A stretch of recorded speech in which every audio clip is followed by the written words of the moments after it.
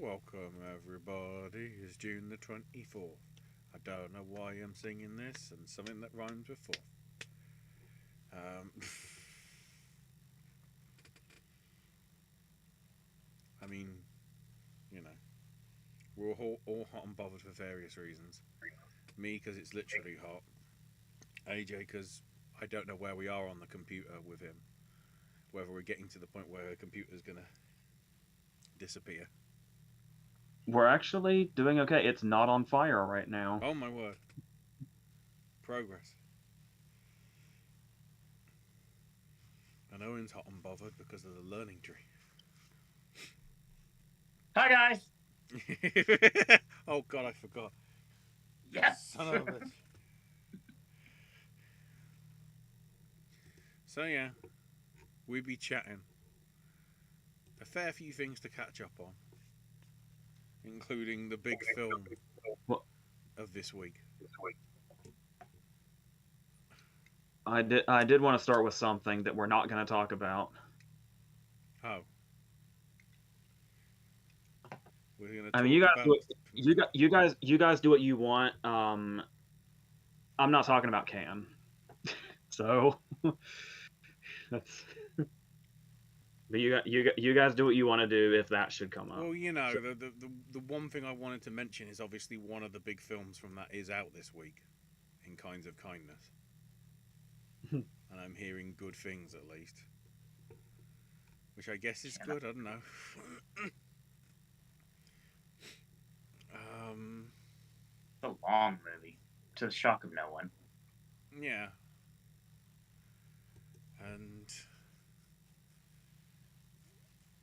it's interesting how I'm now seeing, just from the write up, like Jesse Plemons is the new Philip Seymour Hoffman. So I don't know what that I don't know what that is in relation to. I guess like character actor that actually hits it out the park every time, maybe. I feel like that conversation kind of already started when he played his kid in The Master. That makes It went too meta.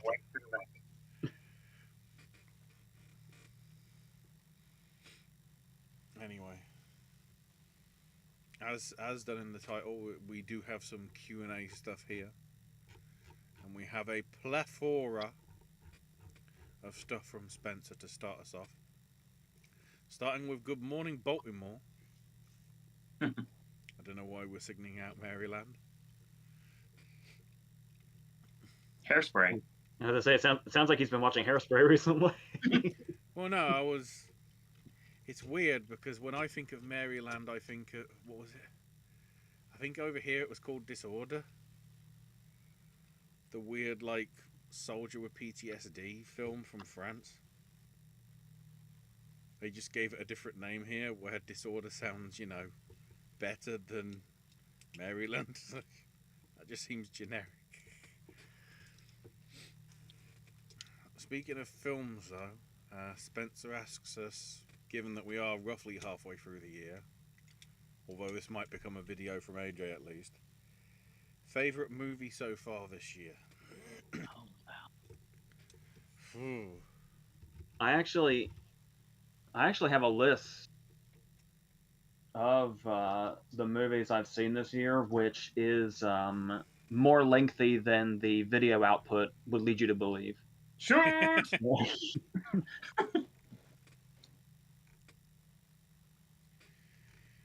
I was already thinking this, but yeah, looking at the list, I mean, almost by default, it's probably Dune 2, but behind that would probably be Problemista.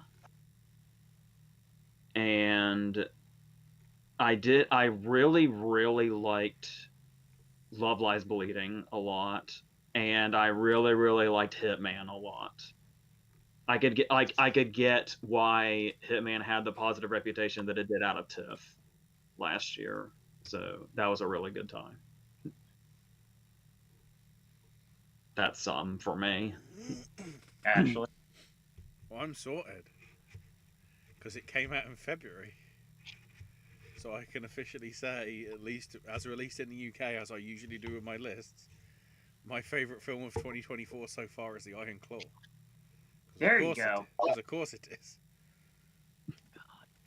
I made a list because I'm not good with not making lists because it makes sense in my head. It's been a great year for horror. Super great year for horror, and I think it's getting even better with all the extremely. How are they going to live up to the expectations of everyone with every single review we've heard about Long Legs? I've been hyped for this movie since I first heard about it, and it's like there's no way it's going to live up to its expectations, but we'll see. I mean, I'm super excited for that one.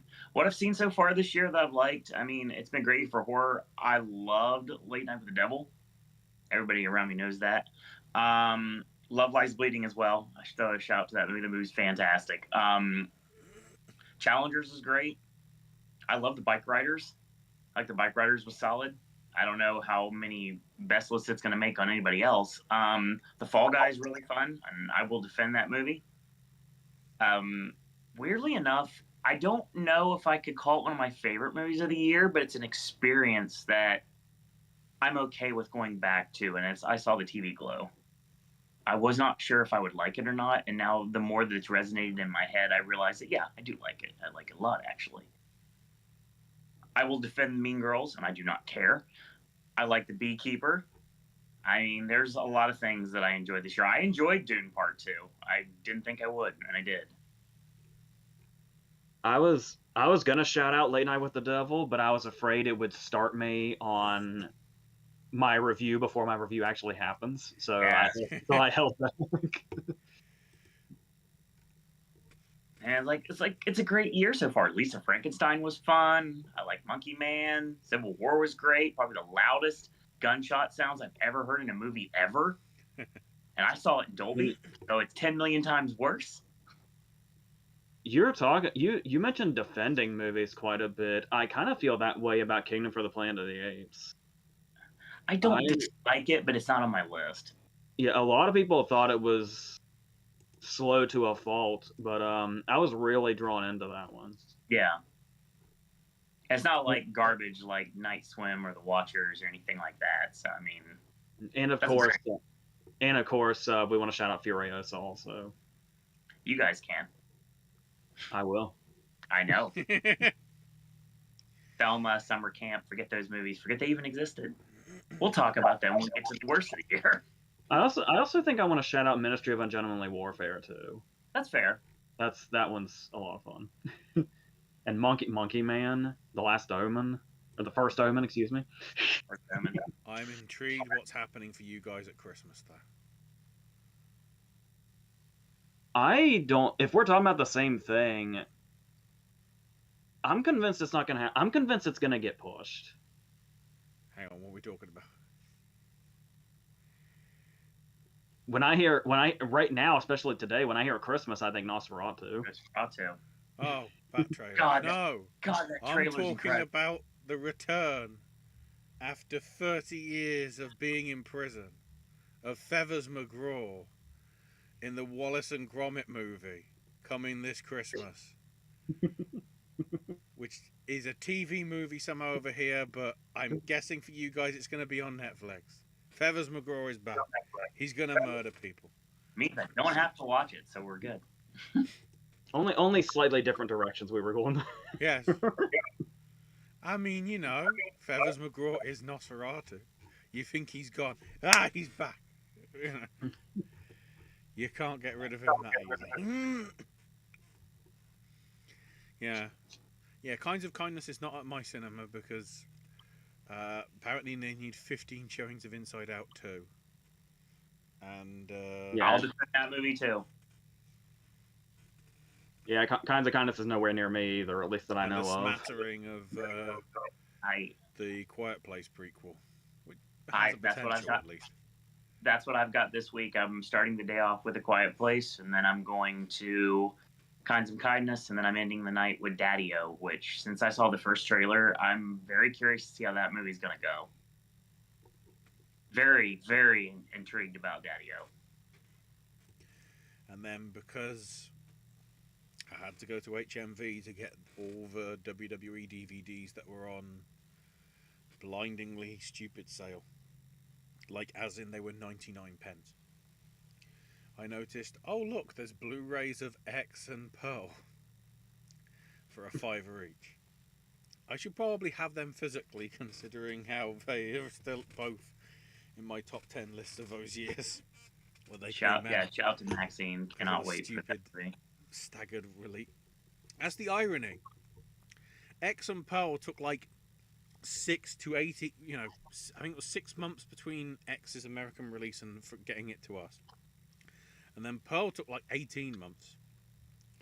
And then Maxine is practically day and date as it is in America. It might be because there's bugger all coming out that week. Because for some reason we're not getting Despicable Me 4 for like 2 weeks after you guys. So if it turns out it's crap, we'll have advance warning. So, and then for some reason we got a 25th anniversary screening of She's All That. I can't remember what's memorable about that. No. They're showing the South Park movie right now too for Fathom. There's like as a sing along, which I'd love to be a part of. I find it fascinating. We're getting God knows 25th anniversary screenings of that, but nobody's bothering to do 20th anniversary screenings of Shaun of the Dead, bar the one that they're doing at the Glastonbury Festival this weekend. So that's a note.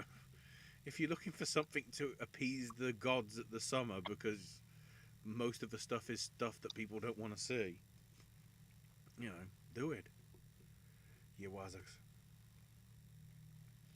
Oh, back to Spencer. Oh, by the way, there is a chat. Yeah, a lot of chat. We're gonna have to cut the chat. Favorite VHS movie case.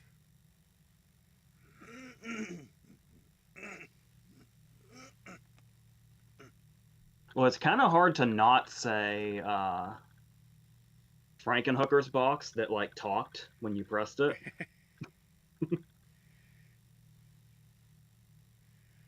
Like, are we talking stuff like that, or like design, or?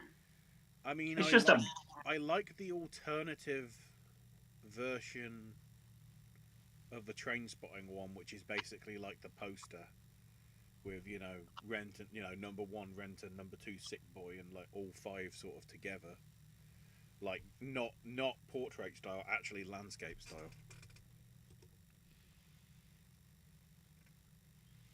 In the rare case that there was like, no, there should be a landscape cover. I think they randomly did that as well for. I don't know why they did it for Sleepers, but I remember Sleepers having a landscape case, and I do not know why. I don't necessarily think it's my favorite, but it's probably the most memorable. And AJ, you probably know this, where this is headed. So one of my local video stores when I was a kid, one of my longtime stories, I'm sure I've told on here before, is when I accidentally recorded over the animated version of The Hobbit, and we had to keep the video.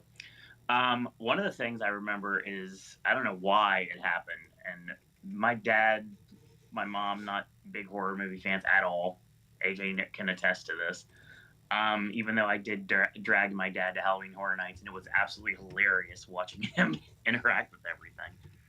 But I will state that they had a VHS copy of the Texas Chainsaw Massacre.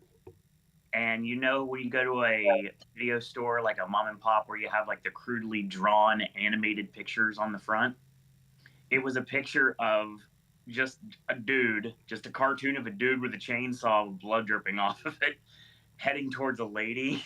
And I'll never forget that. I don't know why, it was just really random to me. I guess if you want to talk about a personal answer, I would probably have to go with the Scream case. I like the multiple different versions of the Scream VHS. Yeah, I always found it interesting. The VHS of Scream that you had had a cover that I have never seen anywhere else. Nope. Where did that even come from? Honestly, even though this is a joke and you'll laugh when I say this, I probably would guess it's probably from Kmart. Isn't it isn't it Gale that's on the cover? Mm-hmm. It's like a her, picture of her face. yeah, it's like her face instead of the famous Drew Barrymore face. Mm-hmm. And there was no like cast at the bottom. It was just like her face and then like the title. I'm It was, not positive, but I'm pretty sure there's a Sydney version of it as well. But I'm almost positive it was Kmart because that's where I would have gotten anything back in the Kmart or Hills. But Hills is where I bought toys. Everything else was bought at Kmart because Walmart wasn't a thing back then. Walmart was like not even heard of back then. That's a place you had to go to the big city to go check out. I also have VHS boxes I'm nostalgic towards, but it's not that they're like remarkable. It's just the visual imagery of them. Mm-hmm. I think if people have been on this channel for a while, they probably know this. There was the VHS shelf we had when we were kids, where it was basically all of the Disney clamshells in the back, and then whatever in the front. I think like the Home Alone movies and stuff like that were in the front. Sure. And then down here at the bottom was my mom and dad's shelf. And it was like, there was the row of movies we couldn't watch, like Fast Times at Ridgemont High and Rocky Horror and Bram Stoker's Dracula, Coppola's Dracula. Yeah. So those cases, for the longest time, those boxes were like, what are those? And why are we forbidden from those? And there was also, my mom had like a whole Tom Cruise collection with like Top Gun and The Firm and A Few Good Men, which never came out of the plastic for some reason. Cocktail was there. So yeah, they're not remarkable boxes as far as what they are and what they look like, but the image of them is ingrained in my memory forever for that specific context. And I'll throw one more at it. Penn and Teller get killed.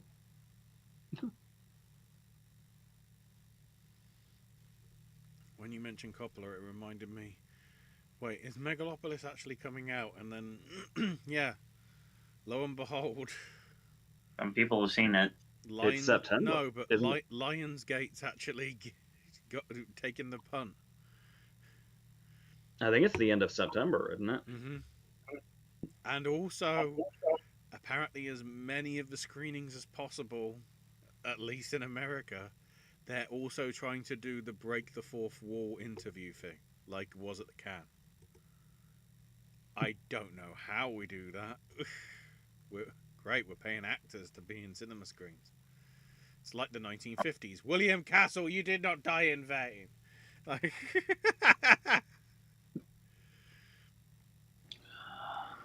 Spencer asked for our thoughts on Explorers. I'm trying to remember what that one is. That's the Joe Dante one with Ethan Hawke and River Phoenix. Oh, right. Now the next question makes sense. Okay, go ahead. I was wondering where that came from. I liked it, but I've only seen it like once, maybe like 15 years ago. I feel like I should have seen it more than that because I think a director that tends to go really underrated is Joe Dante, who did that movie. I had that recently where it was I was watching like random videos on YouTube and Joe Dante was doing like some random signing at some video store in California. And it's like it was crazy to me to just see Joe Dante like just in a place where it seemed like people were just walking by him and it's like, do you realize what this guy has made? Do you realize what this guy is responsible for? And he just looked like a casual dude at this signing. Like, I don't...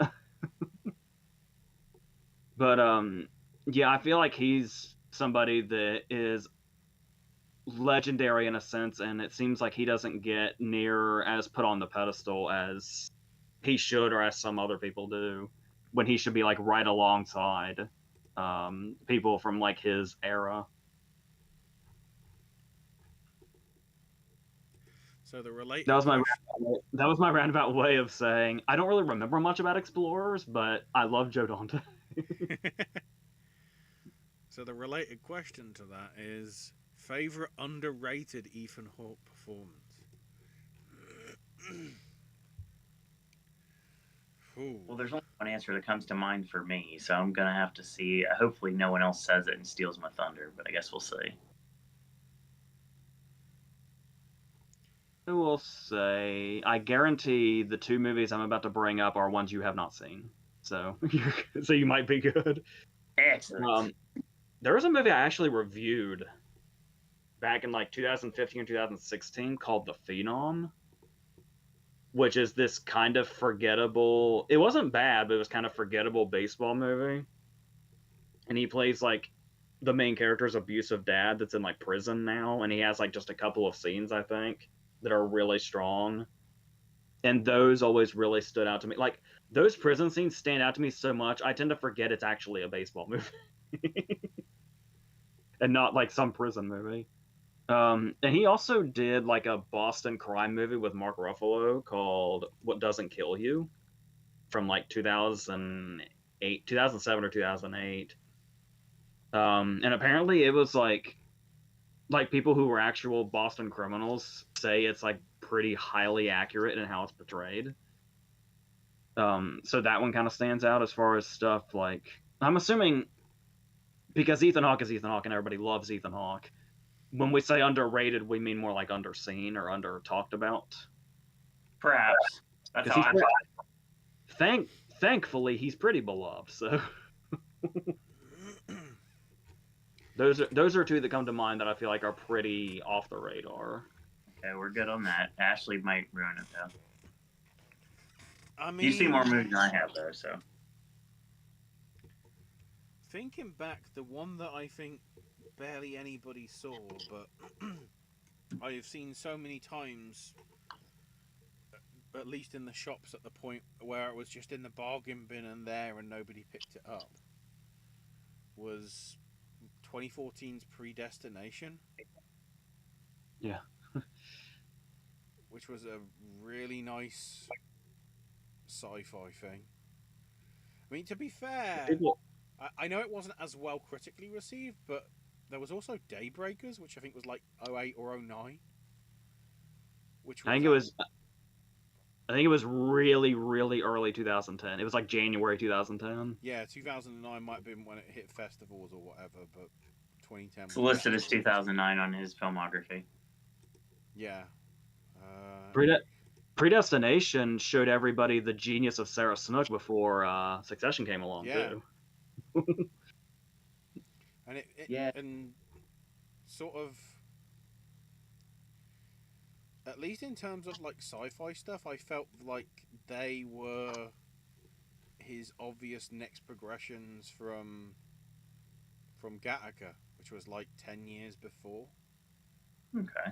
Because he didn't really do.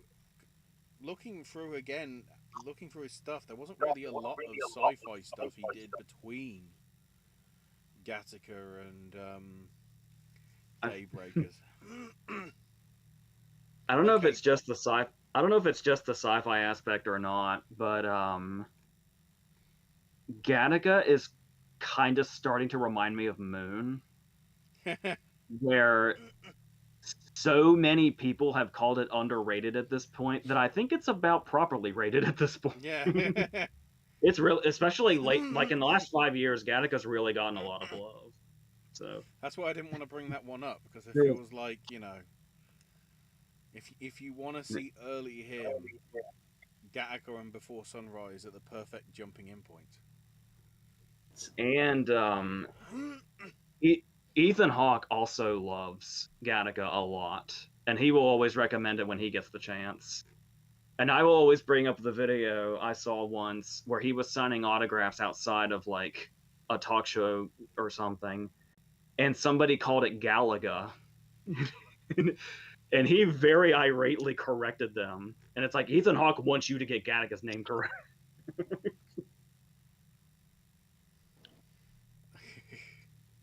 Well then, I don't have to worry then, because you guys have seen more movies than I have. So yeah, mine's a little bit more obvious. But I'll throw the most obvious one of all. It's not underrated, and it's not underseen, but I don't think people really I don't know. Somewhat they consider how great this performance is, and I'm gonna throw out a shout to the grabber. From Black Phone, yeah. Love the Black Phone. But my core answer is gonna be Sinister. Mm-hmm. That movie to this day, like, there's nothing that is like shaken me to my absolute. Again, long legs. You've got a mission, my friend, and it sounds like it's very possible. But that movie, and AJ knows, shook me to my core, and Ethan Hawke is one reason why. Just his delivery, the way he deals with everything. There's always foreboding around him at all times. I don't think Ethan Hawke's horror performances get nearly enough recognition. Well, since you brought that up, there's something. It's a movie that I think this year actually it's 20 years old. So it seems like it's past the spoiler date, but I still kind of want to be careful in how I say this. But Talking about, yes. yeah. Oh God, yes. That movie's fantastic. Yeah, it's like like I said, I don't know how to go into why this performance is good without being totally spoilery, but Taking Lives. Yes. He Yes, is 100%, I just really like that movie in general. It's a really good thriller that kind of it's known for like one scene, which has nothing to do with the thriller aspect of the movie. Nope. But the whole movie is worth it. Also, for very young Paul Dano in the opening scene before anybody knew who he was. Yep. I also find it fascinating that Ethan Hawke is Batman in that bloody Batwheels thing on Cartoon Network / HBO Max. The thing that just looks like a very bad version of Cars with Ethan Hawke as Batman.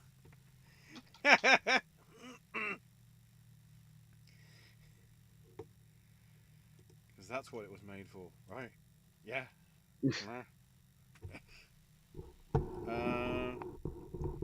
Spencer asked us for our thoughts on Anomalisa.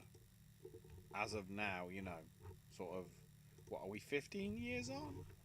Or is it 10? It should be 9. I think it was 2015. It's 15. It was the very end of 2015. Yeah. I loved it, but I actually haven't seen it since then. Same here. But my memory of it hasn't I remember it pretty vividly, and I still probably feel about the same way if I had to guess, which was extremely positive.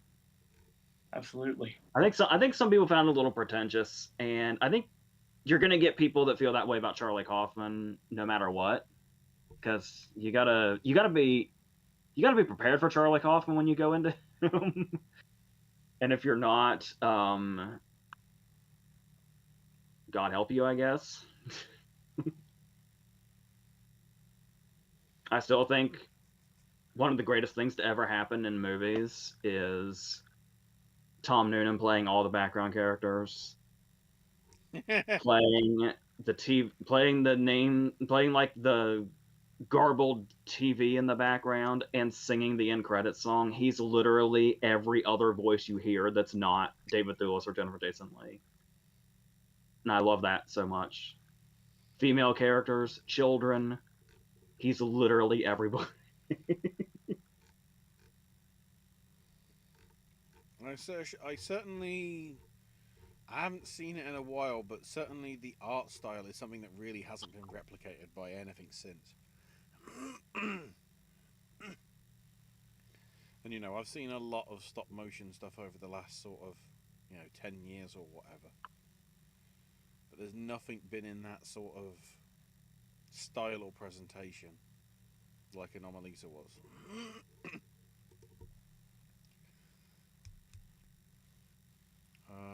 Spence says All the Light We Cannot See is really good. Miniseries are really good this year. I mean, yeah. Trying to think like some of the British ones. Doctor Who had some moments where I'm like, I don't know what's going on, but Responder is good. Uh, Trying to think if there's any American ones that I've seen. I have beef with one. Well, I mentioned before about there's a couple of miniseries from this year that I saw the first few episodes of about a year and a half ago because of the focus group thing. Mm-hmm. One of which was Masters of the Air, which seemed to find its audience, which I figured it would. It definitely fits in with that Tom Hanks Spielberg Band of war-themed Brothers, miniseries Pacific thing. audience. The other one I did that with was Expats, which for a while didn't even look like it was coming. It actually might have been about 2 years ago I saw the first few episodes of that. And the thing about my only beef with I didn't finish either one of these. I haven't seen them past what I saw, which was technically Masters of the Air was definitely on. Masters of the Air still had plenty of green screens in it when I saw it, like visible green screens because they hadn't done the effects yet. But the vibe was there. But obviously everybody that's returning knows of my vomit phobia, and Expats has a vomit scene in its opening episode. So I was like, here's my fucking chance. So what I basically said, I wrote an entire paragraph that in a nice professional way said, what the fuck is it with Hollywood and vomit scenes now? Why is it every single goddamn week we have a movie or TV show where somebody's puking on screen? Like it's insane. And I was saying it isn't necessary. You can do implied vomiting and you get the same point across. I wrote an entire fucking paragraph, and somebody informed me it's still fucking in there. So fuck them. Other than that, I can't tell the difference between a series and a miniseries anymore when something's coming out. I have no idea which one it's supposed to be. Like Ripley. I'm kind of interested in Ripley. I'm a little Ripley'd out because of those videos I did last year, where we did the movie club for Talented Mr. Ripley, and then I did the Ripley Underground video, and then the verses with the American Friend and Ripley's Game. After that, and I read the books again and did the whole thing. After that, I was kind of done, but if Ripley should come back around, I might want to go into that. But like I said, it's like there's so many miniseries now that become series, and it's really annoying because it's like, oh, this is a small investment. I won't have to worry about that much. It's just one clear story over a few episodes or however many, 8 episodes, whatever it might be. Okay, that's fine. I can commit to that. And then it's like, oh, well, now that we have you, we're going to keep doing this. Fucking Big Little Lies did that, The White Lotus, Fargo. Like, where is the miniseries anymore? Like, everything just feels like they're probably going to expand on this and this is going to be something else. And I don't know how much that's been working out, but I just want to know where the actual miniseries went. But, whatever. Yeah, I do. The one I didn't mention as well and just came to mind because I just don't think of it as a series, but because it actually delivered, maybe I need to. The Fallout series actually being good, and unlike most Fallout games, not being buggy. And Kyle MacLachlan once again proving he's good in sci-fi. That's all he does. Eventually, somebody's going to convince me at some point that Showgirls is sci-fi. Hopefully, I don't know. That's another one, by the way. I think both video game series of recently have done that with The Last of Us and Fallout, where, if I'm not mistaken, weren't both of those originally supposed to be just miniseries, or was The Last of Us always going to do multiple seasons? Last of Us had a second game, which pissed off a lot of people within the first third of the game.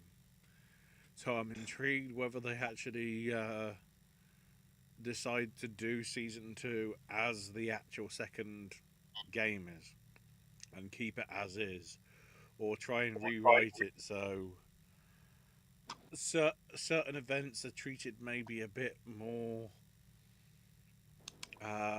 thoughtfully. Trying to be vague for not involving spoilers for a game that some people say you shouldn't play. There's some people that are very much, the second game doesn't exist because some of the story beats that happen in 2 they don't like. Fallout, though, always made sense for it to be an expanding stuff rather than just, I guess, a mini-series. Because of all the different vaults and all the different sort of places, so... it makes sense. Yeah, because there's stuff I'm mildly interested in, like Under the Bridge, just to see what else Lily Gladstone is up to, or Gyllenhaal doing Presumed Innocent, which I think is going on right now. But it's like, if you're telling me it's a miniseries, I don't believe you anymore. So I'm holding out.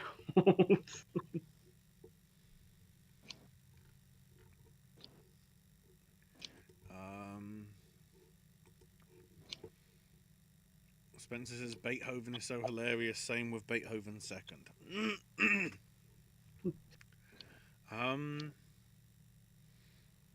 The next couple I might skip Spencer because Spencer's like going best visual effects runner-up to certain things, which no doubt we'll be bringing up when we get round to it when we do the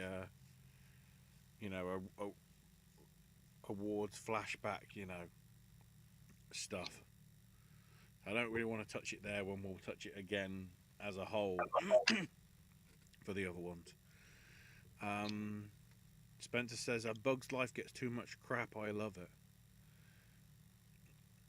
Yeah, I think it's always annoying that, like, Bug's Life and Ants have to be compared to each other. Just because Jeffrey Katzenberg was kind of a prat. Because A Bug's Life is really good, but I really enjoy Ants as well. It just is by chance, that two similar ass things sort of come out at the same time. Yeah, I'm not sure, especially because we grew up like on the Disney movies and all that stuff. I'm not sure what made me gravitate more towards Ants. When me and my brother did that video, we probably talked about it, but I don't know if it's because of Ants and the fact that I've seen it so many more times over the span of my life, but I just find A Bug's Life kind of unmemorable. Like, every time I watch A Bug's Life, it's like watching a new movie. Every time. I don't know. But yeah, I always much more gravitated towards Ants. But like I said, there's like probably an hour or something long video of me and my brother talking about that on this channel. Spencer also says the same with Cars.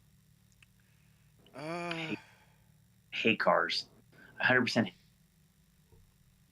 hate Cars. I hate the Cars franchise. I hate everything about it. However, for those of you that know that I'm a theme park guy, you know that I love Cars Land at Disney's California Adventure. I hate the movies, but I love the land. And I love the attraction. What I find fascinating is the only Cars film that works, I think, as a general thing, is actually the third one. Yeah, as much as I hate to say it. Because the first one, everybody internationally is not going to get all the NASCAR stuff. Which is why I'm amazed Talladega Nights did as well as it did. I guess that is the power of Will Ferrell being an ass sometimes. But then when they tried to appeal to everybody else and make it sort of like Formula One, but also have like spy stuff with a Michael Caine car and stuff, everybody in America didn't get it. And to be fair, a lot of the international audience didn't get it either. Whereas third, with the story of, this car that's had its best days behind it. It's Mickey Rourke's The Wrestler. That's the first time ever that The Wrestler has been compared to Cars 3. But it feels like that's the sort of story, and that's what Pixar film should be doing, rather than, oh, we'll do a NASCAR film. I'm not touching that one.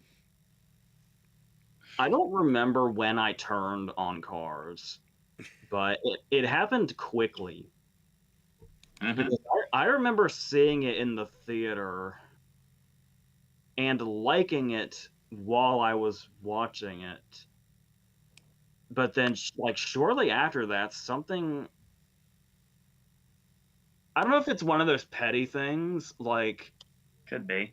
Like when somebody you don't like personally likes a movie, suddenly it taints the movie, something like that. Let me remind you, I was like 15 or 16 when Cars came out, so I was in that sort of prime stage of, oh, if everybody likes this, it must be shit, even if I liked it myself the first time.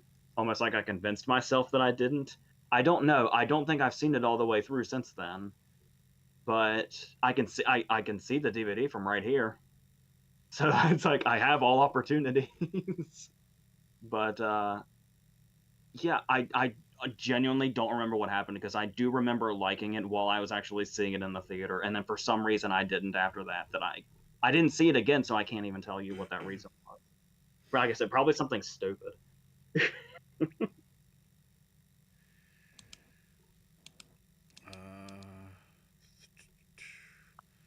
Thoughts on Miller's Crossing and John Turturro. Well, Miller's Crossing's great. Turturro, I enjoyed most of his early stuff. I feel his stuff over the last few years has been a bit weird. I think the only thing I've really enjoyed from him was his co-starring role in Gloria Bell, at least in recent stuff. Because the Jesus movie that he directed was very much a misstep. And I don't think I've seen him in much.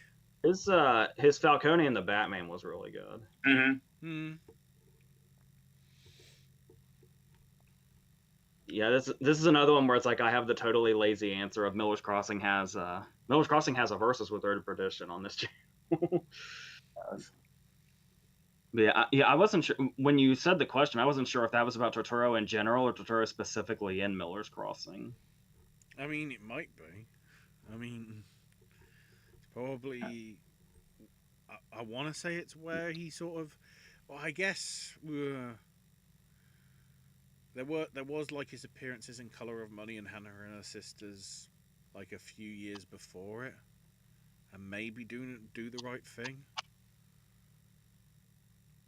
Before Miller's Crossing. Miller's Crossing, I guess, was really his. I mean, Turturro's performance wasn't a lead, but it was more prominent than he was in some of those other ones. I think it was probably the moment he's begging Gabriel Byrne not to shoot him in the forest, is when his career took off. That moment specifically. The fact that in least most places is the poster or the DVD cover or anything shows you how prolific that scene is. And there's just sorry for the. We're gonna kind of go into Miller's Crossing spoilers for me to say this real quick, but I have to mention it. I think the Bernie character is like, obviously there's what Turturro's doing with it, but the Bernie character in general is really fascinating because he's such. Because there's the characters that have the villain turning point, or the characters that were the villain all along, and we didn't quite know to what extent. But there's that one moment where I don't know if I've seen the certain type of villainy that it is. When Gabriel Byrne lets him go, he's, fires the gun twice so they think he's dead, and then he lets him run away. And then when he basically comes back and reveals himself as the villain, he mocks him for not killing him. And it's like, that moment in particular is like, I don't know how often we see villainy like that. Like, it was just like, it felt like this whole other level of it. So that character in general, not only how perfectly he performed it, is something that always stood out to me about that movie specifically. And the attack on Albert Finney is legendary when he literally fires back and doesn't stop. My answers are much different than the panel. Obviously, AJ knows the correct answer right away, other than Jesus Quintana would be Transformers. And if you know, you know. If you don't, then I'm not telling a story on here again. I mean, we've definitely gone into it. Yes. I think we even went into the whole arc where I managed to find a DVD for like $1, and I got it just for the purpose of subtitling that scene to see what he really said. Yeah. And I told you what the subtitles said, and you and I both are still in denial. Doesn't matter. We think the subtitles are a cover. It's all a big work. So, because what the subtitles say he said, it doesn't make any sense. No. That has to be what he was saying. Agreed. Quick show.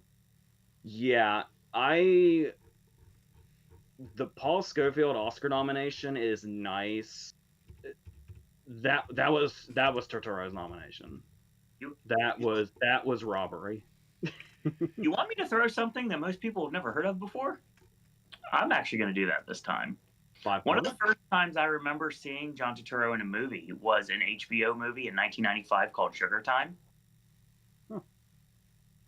So it's about the McGuire sisters, and he's basically like the manager of the McGuire sisters. He has like mob ties and everything like that, and it's really freaking good. And it's based off a book, so HBO, obviously, with me loving The Late Shift as much as I do, HBO has done a lot of like really good television movies before it was cool to do it all the time. HBO kind of started it out, basically. So, yeah, Sugar Time is one of the ones I always go back to when I'm talking about Turturro, because it's one of those ones that I remember very vividly, but no one talks about it. And it's a fantastic performance. I actually I believe is his name in the movie. I actually have never seen that. So Sorry, my apologies. But yeah, it's really, really good. I need to look into that. And if we're going to talk about like comedy performances, I'd like to throw a shout out to him, maybe possibly being in a slew of funny characters, he may be the funniest character in Anger Management. That sounds about right. The whole Grenada thing, getting fired from his ice cream truck job, the line, "You think you're better than me because you got both your nuts." Just every line he says is gold.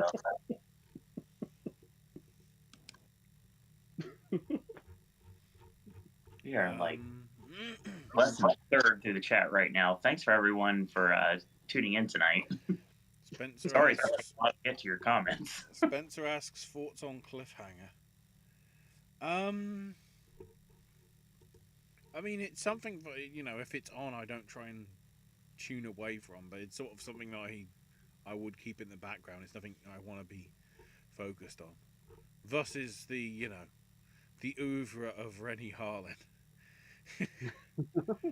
The guy that's bringing us 3 Strangers films in the space of 10 months.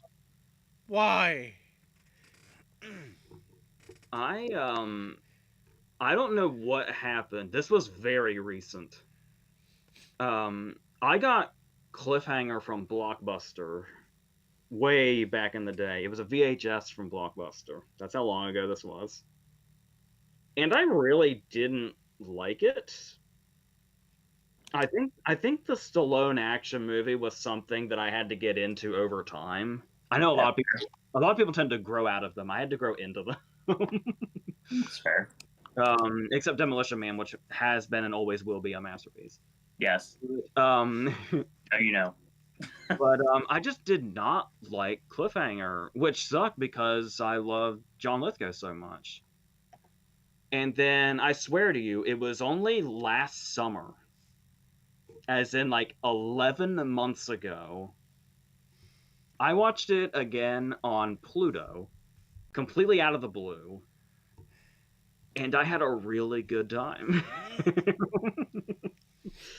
I don't know what I was missing the first time, but it's really well done. And like the real locations and it's like character actor city. Like Bruce McGill and Rex Lynn are in there. The guy whose name I can't remember that was in Drugstore Cowboy is like one of the Daredevil guys. And it's just the guy from Cool Runnings is in there.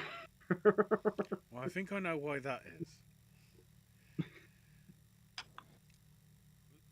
So originally, John Lithgow was supposed to be Christopher Walken, and then kind of the only reason that this got made is the production company originally had Stallone on to do a John Hughes film opposite John Candy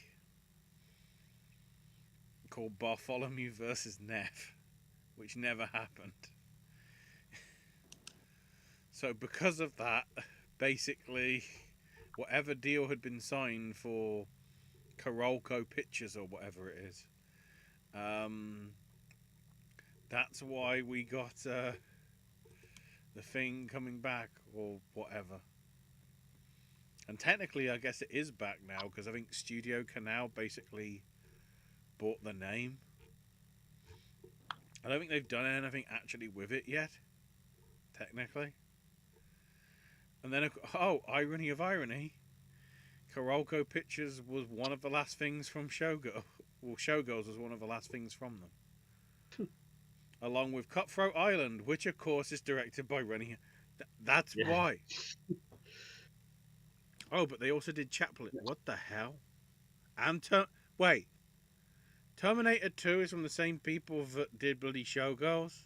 Holy shit. This is amazing. Rabbit holes galore.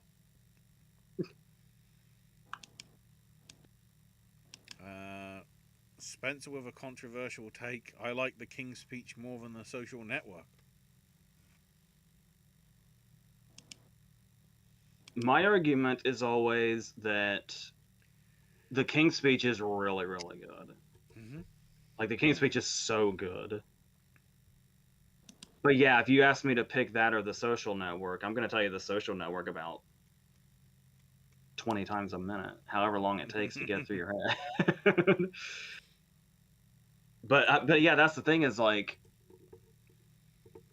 winning Best Picture, or even getting a Best Picture nomination even, has ruined so many movies' reputations because everybody immediately wants to jump on they're unworthy of the praise they get, especially given whatever their competition is. And that's a movie that I feel like was always kind of a casualty of that. And I was behind that too. I remember that award season and being really annoyed with when the King's Speech started winning. Because it's like, oh my god, how Oscar baity can you get and stuff like that. But I mean, it's really, really good, and really, and it's so well written. I at the time I was upset about its screenplay win too, but that's really well deserved. Like, I can't imagine. I'm not even sure what I wanted to win that year in screenplay, but that win makes sense. So. Spencer also says Superman Returns is a blast. Yes. 100%. 100%. Yes. I always feel that sort of everybody that's been Superman has sort of been shafted by the I don't want to say spectre, but like the power of Reeves' performance, despite whatever the hell happened with 4, and to a lesser extent 3. Because I think Brandon Routh did a pretty damn good job with Returns. It's just I don't think the script was as strong as it probably could have been. And I feel like I understand what Zack Snyder was trying to do, but I don't know whether Man of Steel or Batman v Superman or Justice League really sort of properly delivered in terms of that. I've thought about this pretty much since then. Am I completely out of my mind? I was very aware of what was going on in 2006. I really have this memory that when Superman Returns first came out, like very first came out, it was extremely acclaimed. And then suddenly the popular opinion was that it's anything but. And I don't know when that happened. Unless it was comic book fans. Kind of like switching the narrative on how that movie's perceived. But yeah, I didn't see it until like its last showing. I saw it when it was out the door of the theater practically. And ever since then I was like, that was kind of phenomenal. Mm-hmm. Even the little things like when the kid and the henchman are playing Heart and Soul on the piano. Just stuff like that. Like I said, I don't know what it is that I actually don't even know what people hate about it. I remember Kevin Smith dogging on it for being about Lex wanting land.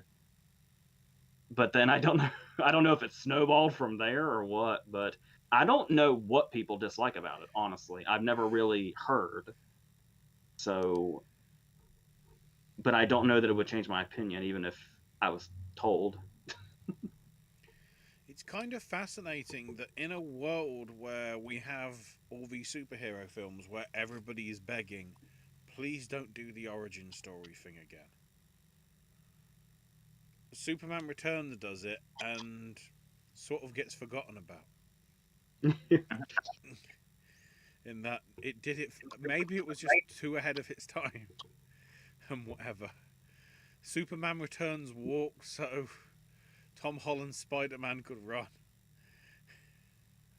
I mean, I know to praise Superman Returns also means we are inadvertently, or maybe not so inadvertently, complimenting Bryan Singer, which I know is not something you want to be caught doing, but it's... The fascinating stuff as well is apparently in some sort of interview that he did like 10 years ago, the quote from, I don't know, it's the articles on IndieWire, at least according to Wikipedia, but it might be from somewhere else. But Singer says Superman was made for perhaps more, or Superman Returns, sorry, was made for, quote, perhaps more of a female audience. Which confuses me. Surely you just want to cater to everyone? I mean, I guess you could say the reveal that the kid is his is a tad soap opera-y. I mean that's the only time I'd ever describe a scene of a guy getting crushed by a piano to be soap opera-y, but still. That was one of the first memes as well, I think, of the internet age. Bloody Kevin Spacey just shouting wrong. Yeah. That was one of the first memes that I remember. But yeah, like, this goes down the rabbit hole of praising Singer and praising Spacey. This is probably a rabbit hole we don't want to go down. Yes, this is getting problematic.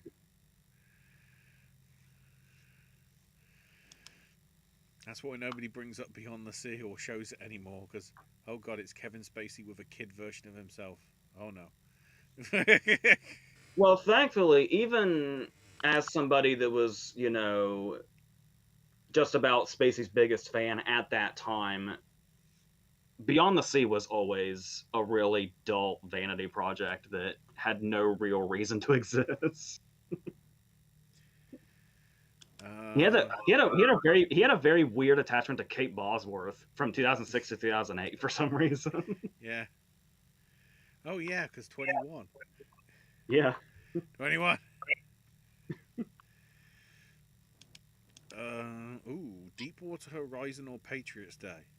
I guess in the Michael Bay doing real life shit. Peter Berg. Oh, sorry, Peter Berg. Yeah. Very, very easy to make that mistake. Well, because at that point, Michael Bay was doing that sort of stuff. He'd given up on Transformers. Well, obviously, I'm going to say Patriots Day because Patriots Day was my favorite movie of 2016. But Deepwater Horizon is also incredible, and the fact that he did those like quite literally back to back is incredible. It makes Mile 22 all the more tragic. Oh, speaking of more controversial figures, a retrospective look on Annie Hall. As in, did you guys have responses for Deepwater Horizon and Patriots Day? Ooh, I'd edge it to Patriots Day, but I think it's for something that's actually showing like the workings of an oil rig and like letting people understand what happened. Actually, it was sort of pretty smart and well put together. Which was no, Deepwater Horizon was Malkovich rather than, you know, the dearly departed Donald Sutherland, right? I think. Malkovich and his glorious accent. I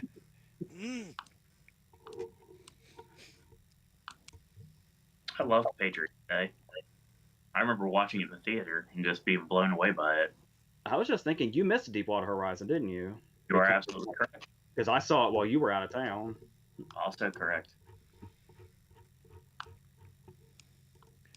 But yeah, the Annie Hall, I guess, in retrospect, given that we're, you know, what, 45 years on, basically? 10 years ago. 10 years ago, this, like, August or September, I think. Me and my brother saw it in a packed showing in a theater. Before the world had turned on Woody Allen for good.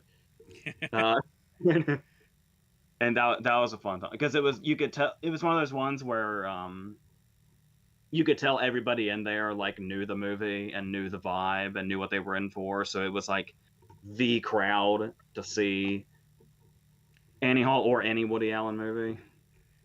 And hearing my brother crack up during one particular line is something that's ingrained in my memory now. It's when he goes to Diane Keaton's house and he's like kind of having a bit of a meltdown again, and she offers him chocolate milk and he says, "What am I, your son?" And my brother was the first one to laugh really loud because he hadn't seen it when we saw it, and he may have been the only one in there that hadn't already seen it. So yeah, that's a nice memory seeing it that way, because I was kind of indifferent to it before that night, especially as a Best Picture winner. It was like, especially not only a Best Picture winner, but the movie that beat Star Wars specifically, that beat A New Hope specifically. That's another of those things we were talking about with the King's Speech, where it's like that can kind of mess with your reputation a little bit if it gives you too much of an expectation. But yeah, it's interesting that there was a time where a movie like that could become iconic the way it did, when it's just a 90-minute rom-com.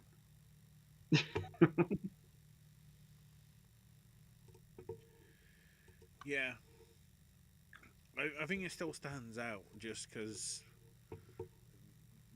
the fourth wall breaking, you know, the Truman Capote walking through shot, I've got Marshall McLuhan right here to prove that you're wrong. Like, and you got like Walken in there and Jeff Goldblum, and those little moments that you would think that's something that Woody Allen always did really well. It's like these moments that you would think, like in any other context, wouldn't have become iconic or something that's instantly recognizable, but within his style and his voice, it just immediately went into the zeitgeist. That might be the first time I've ever used zeitgeist in a sentence. I've always heard it's like I think I used that correctly.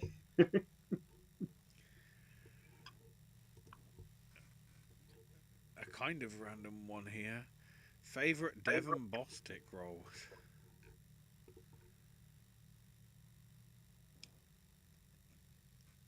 I can just tell you Devin Bossick's roles that I know.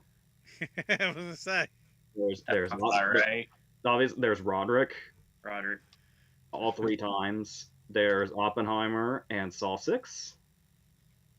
He did one of those. He did one of Christian Slater's straight to DVD land movies. What is fascinating, he was actually in Saw 4 as well. Except Saw 4's scenes got cut and never actually.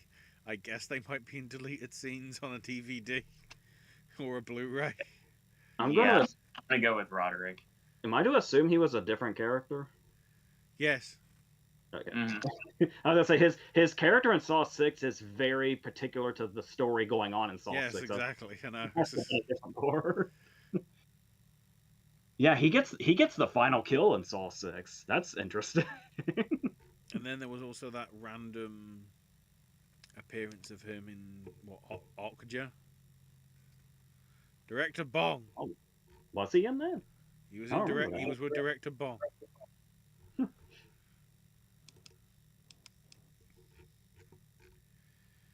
So, Yeah, and that's the scene. is Roderick. Yeah, was it the? Is it the third movie he sings "Baby" towards the end, or is it the second movie? I don't remember which one. That might be like his crowning achievement in cinema. No, it is the third one. Dog Days. It says, at the Sweet 16, Loaded Diaper performs a heavy metal cover of Baby. and it's glorious. I'm not even saying this ironically. It's there's a reason that movie's 12 years old and I still remember that scene. Black Cauldron is my favorite animated movie, and Versus so smart and so well done. Great job. That was fun. That was in the COVID era. That was when me and my brother were doing videos like weekly. Under Paris is so good. I don't know what that is. I don't know what that is either. Yeah. Let's verify. Because the one I can ask while I'm looking that up. Favorite use of sharks and water in a movie outside of Jaws? It might be. Oh, I see. It's Under Paris is a Netflix film. Apparently, a French action horror film with Berenice Bejo, which people only remember for The Artist and nothing else. Yes. A Knight's Tale. Yeah.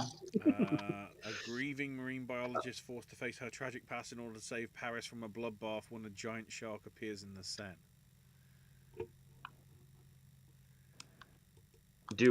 Am I mistaken, or do we never actually see any of the sharks in open water?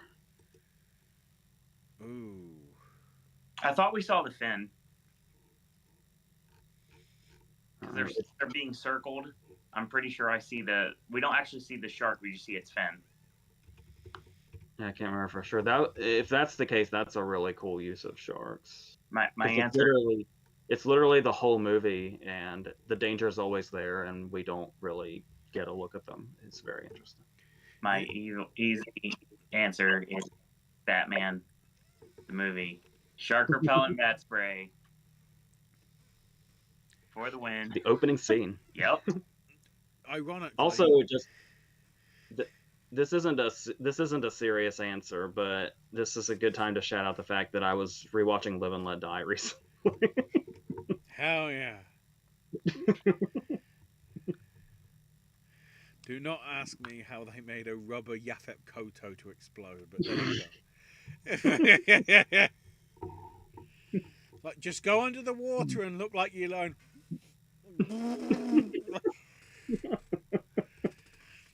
That's what Across 110th Street was for, everybody. Yaphet Koto to go.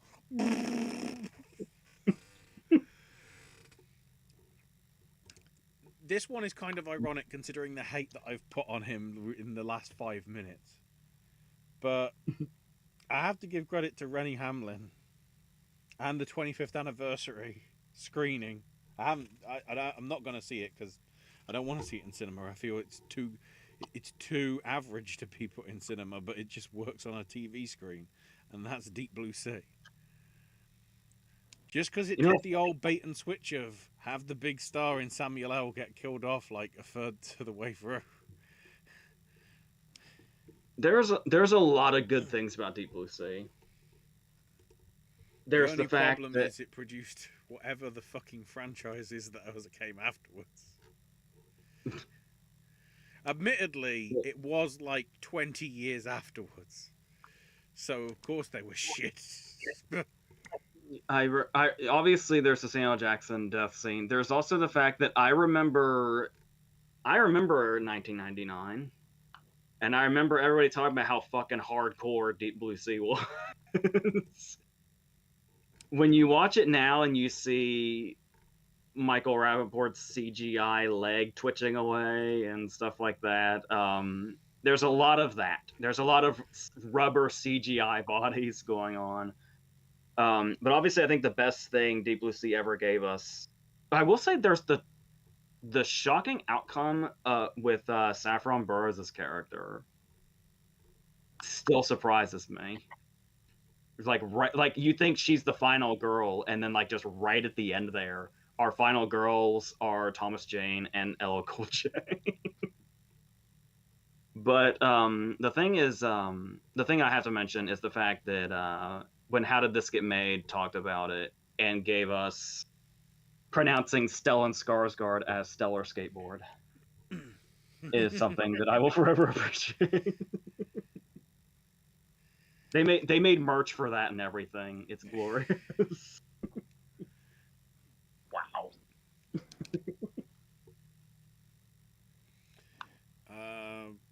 Favorite movie about making movies? Whoa. People are gonna tell me recency bias. It's been 5 fucking years, and I'll tell you Once Upon a Time in Hollywood. 100%.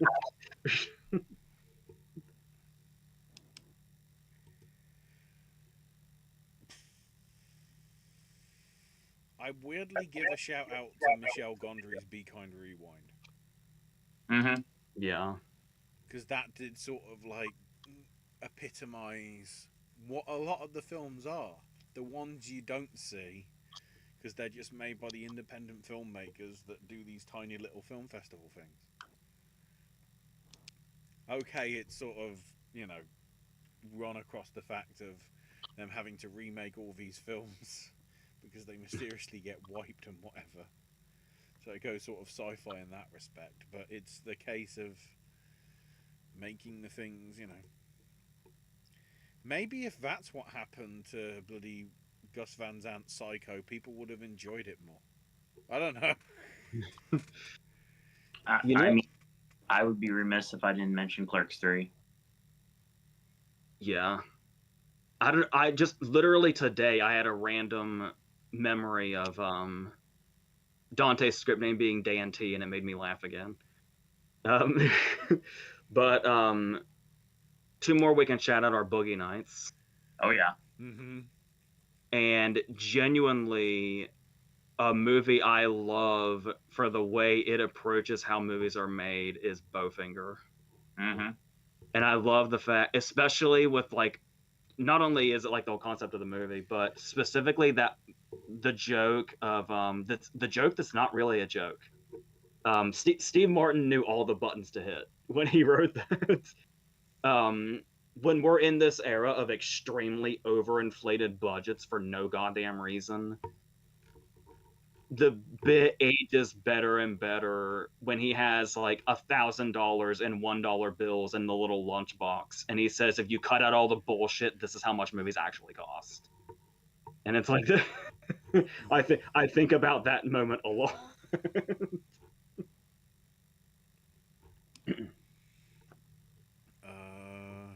I guess you could say something like Day for Night, but I feel like as a film buff you're supposed to say Day for Night, but I would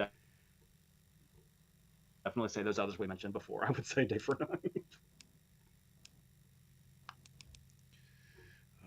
I'll mention it here because Bry himself puts a gasp in here, as if to say, you're going to say a lot of these.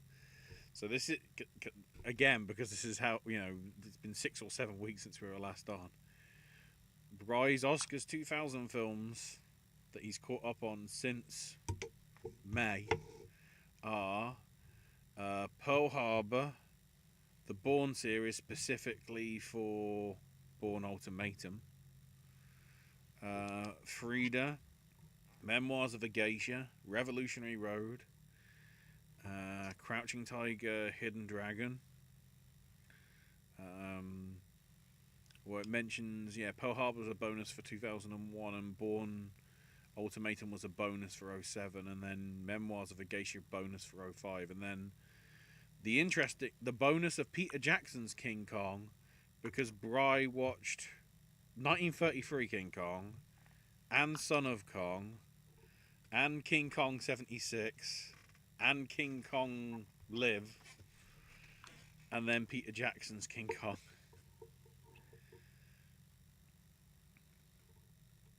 Also, not including, Amelie, Chocolate, Transamerica, Far From Heaven, Billy Elliot, Moulin Rouge, Sweeney Todd, Dean Barber of Fleet Street, Master and Commander of the Far Side of the World, and Treasure Planet. That's a good list. Something I didn't expect at some point in the next 7 days. I'm going to be able to see a commercial-free version of Moulin Rouge because apparently BBC have got the rights to show it now, rather than one of the stations that has to put adverts in every 20 minutes. So that'll be fascinating. Spencer asks for our thoughts on Speedy.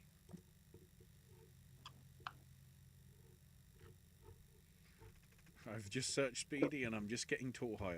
Please tell. Was that a Harold Lloyd thing?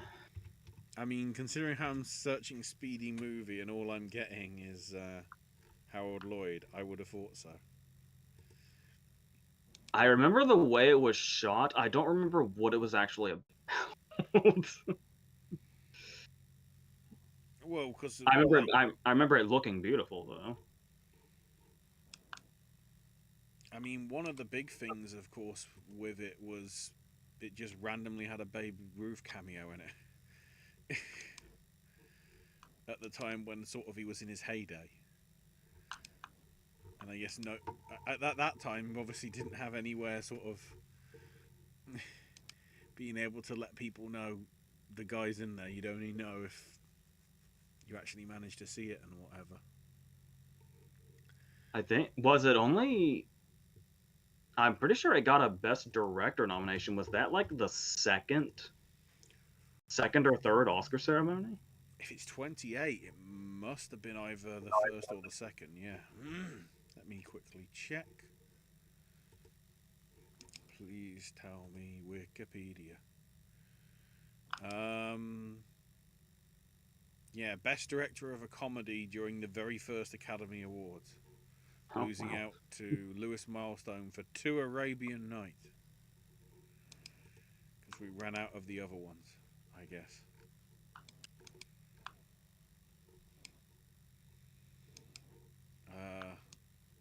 Holy shit. Okay. We'll bring that up later. That'll be fun. No doubt AJ will have already seen it. Thoughts on The Crowd. Is that another one? Yeah, that was King Vidor's movie from around that same time, I think. Yeah, so we're talking... There's one scene, I don't remember much about the movie, but I remember one specific scene that really got to me, where I think it's basically about a dad like trying to raise his family, but like everything keeps going wrong. It's kind of like the first half of It's a Wonderful Life, only he like has the family from the get-go, and just everything's going wrong, and like just when he thinks he's a failure, the kid says like he wants to grow up and be like him or something, and it's really touching. Well, the fact that it's one of the first 25 films that made it into the National Registry and whatever. It'll be intriguing to see, because we must be getting us around to the time when they announce like the inductees for the current year. Because all I'm seeing at the minute is like 2023 stuff, which includes Home Alone and 12 Years a Slave and Apollo 13 and things like that. So I'm kind of thinking it must be coming to about the time when we'll get the new list. I gotta take a detour here for a second. Do you guys notice anything different about behind me? Considering the fact I can't see your stuff very well with the tiny little box I have, let me see what the computer says. It looks very organized. There are new shelves. Ah, Lots of new shelves. you'll notice you used to be able to see Pulp Fiction and Shawshank posters here. Those are over there now, and yes, this is a whole other section of shelf that goes all the way to the floor. You got to make more room for the Criterion releases. That's part of it. I'm also back on my horror obsession, so I'm getting a lot of Scream Factory stuff, like those Vincent Price box sets. But it's a disease. But He is Egghead after all. Unfortunately, I'm probably gonna end up having to take my Emily Blunt posters down, and another one's gonna go there because I still have like 3 boxes of stuff that doesn't have a shelf. So yeah, there's gonna be no posters left. It's gonna be all shelves, like within a year probably. Hey, that's the detour I was going down. Okay, Bri does ask about it later, so I won't bring it up. I won't bring it up just yet. Favorite Elizabeth Taylor Oscar win? Oh. I mean, it's one or the other. I'm almost leaning towards Butterfield Day because it's not near as theatrical as Virginia Woolf. You said Elizabeth Taylor, right? Yeah. Yeah.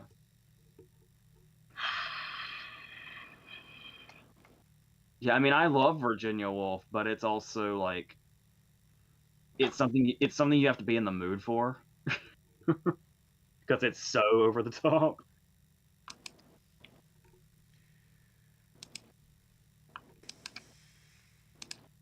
I do think it's impressive that her performance in Virginia Woolf took a famous Betty Davis quote that's on the AFI list of 100 greatest quotes and basically made it her own. When you hear "What a Dump," you don't think of Beyond the Forest, you think of Elizabeth Taylor saying it and Virginia Woolf. That's really impressive that she commandeered that line.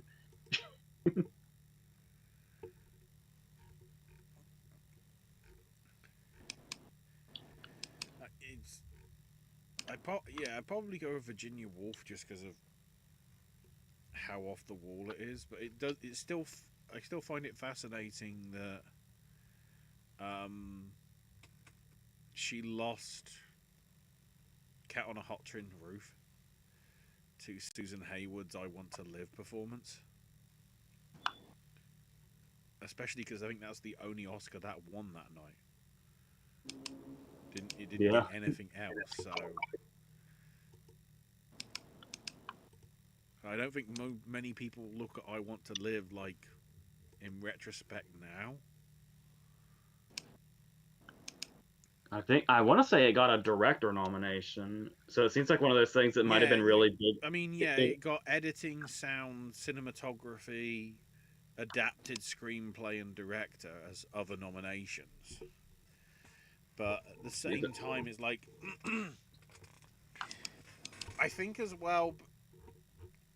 It's interesting that I guess that you could see as sort of her part of her career in Susan. I know I'm hijacking this from Elizabeth Taylor, but I know Susan was very much like wanting to do, I don't want to say biopics, but a lot of stuff where she was playing like existing people. So, which I feel to some extent Charlize Theron has tried to do, although not as like prolifically. What with Eileen Wuornos and Megan Kelly or whatever. I feel she's done a fair bit of playing real people herself, but yeah, I'd probably go with Virginia Woolf. Although I'm kind of wondering if the version that I saw where, I'm trying to remember. I think it was Imelda Staunton as the I can't remember the. Hang on, I don't want sequels. Notable Productions. There we go. Oh, it was Imelda Staunton and Conleth Hill, and Imogen Poots and Luke Treadway. So it was like, that's kind of pretty tasty in that respect. Favorite Geraldine Page nomination.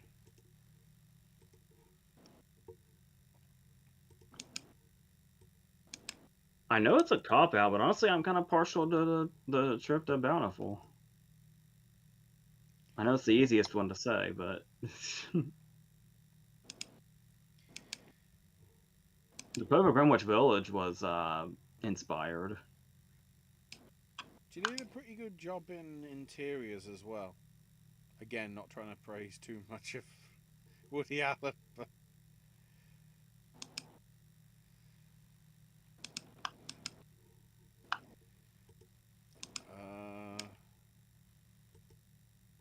best Natalie Wood performance.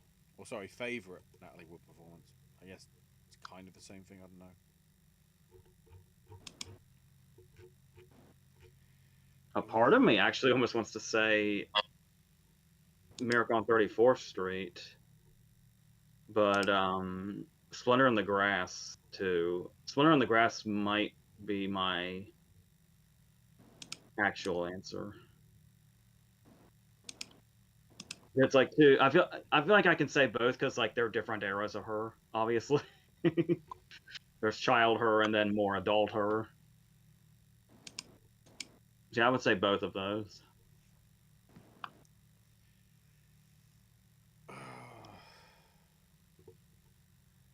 I feel It's hard. It's not. that spell where she had Rebel Without a Cause and The Searchers basically as back-to-back releases is kind of pretty iconic, I would say. Even to some extent, Cry in the Night, which I think is an underrated film noir.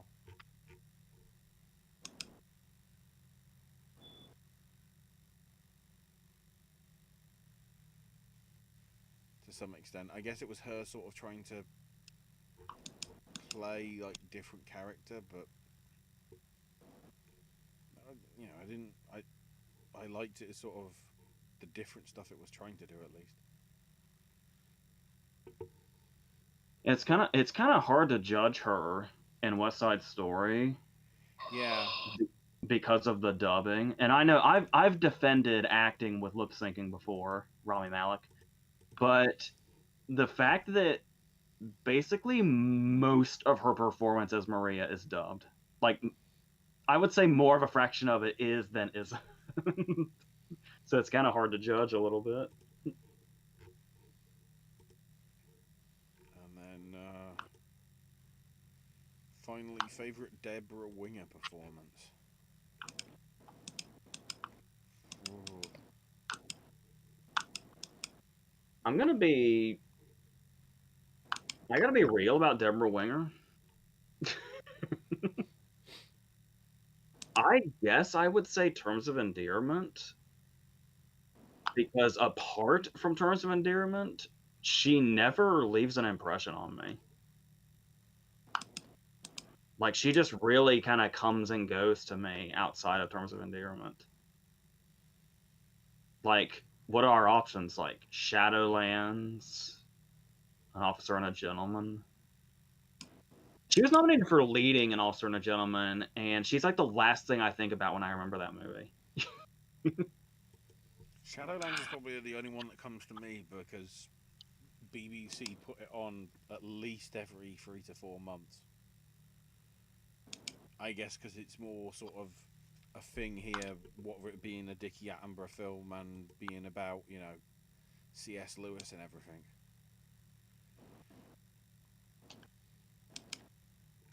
Yeah, I don't have any criticisms against her. I just never really remember her. Mm-hmm.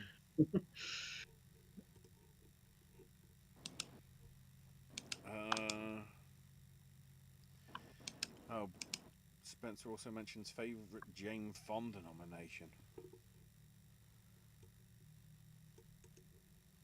trying to remember which one she was nominated for. Well, she's got 2 wins with Coming Home and Clute. I want to say on Golden Pond, I think she got into supporting. Yeah, let me look. Award. The Morning After. Yeah, nominated for They Shoot Horses, Don't They? 1 for Clute. Nominated for Julia. 1 for Coming Home. Nominated for China Syndrome. Ooh, that might be my choice. And then nominated for On Golden Pond and The Morning After. They Shoot Horses, Don't They is a crazy ass movie. I'm kind of tempted to say that, or the China Syndrome. I love everything about the China Syndrome. So China Syndrome, though, I feel like is Jack Lemmon's movie more than anybody else's. But she does have like she's got like the Silkwood part. So so she's got plenty of meat on her performance also. But I really take away the China Syndrome as Jack Lemmon's movie. So I would probably say They Shoot Horses, Don't They?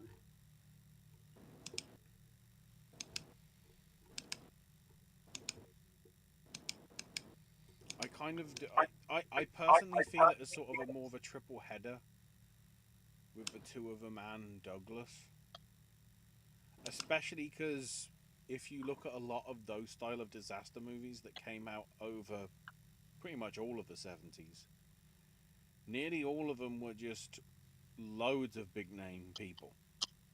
You know, instead of like 3 or 4 like China Syndrome had, what, Poseidon Adventure, Airport, uh,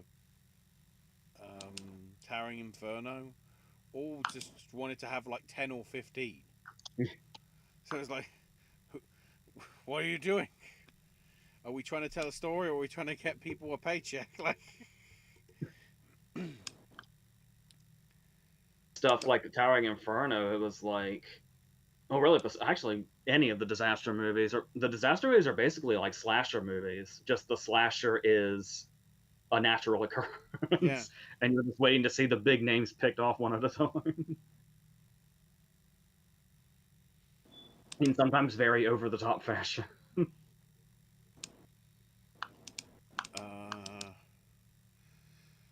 Josie starts off here now. Hey Popcast team, I recently finished The Wild Robot by Peter Brown and Conjure Island by Eden Royce. Conjure Island I describe as Eve's Bayou and Daughter of the Dust meets Harry Potter. As the book flap says, a story of a girl forced to spend the summer with the great grandmother she's never met, only to discover she runs a school for southern conjure magic. Other books is The Last Martyr by Kaveh Akbar, Confessions of an Imaginary Friend by Michelle Cuevas, The Boy at the Back of the Class by Anaji Koroif, Confessions of an Imaginary Friend is an epistolary novel told through the POV of an imaginary friend. For the longest time, Jack Papier believes that he's Fleur's brother, only to realise that he's actually the imaginary friend. Fleur sets Jack free and is reassigned as an imaginary friend to other children in different body forms. Yes, it is comparable to If. Mm-hmm. I mainly Sounds like. thought about the Velveteen Rabbit when reading it because of the idea of love making things real.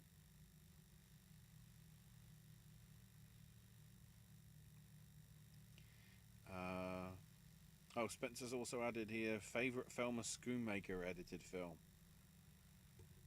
Oh. That's not even a fair question. That's I mean, I would almost say I want to say her most difficult job might have been Woodstock. yeah.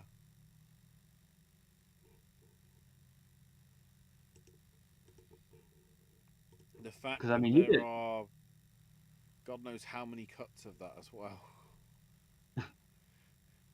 There's officially two, but God knows how many, other bits of guerrilla footage people have like tacked on and whatever. Yeah, because you could really pick any Scorsese movie and it'd be the right answer. Yeah. I think it's so interesting to me still. I was watching some of it the other day too, and I was like thinking about this. It's still wild to me how I know the movie came in really late into the season, but her lack of a nomination for The Wolf of Wall Street makes no sense. That might be one of her better jobs.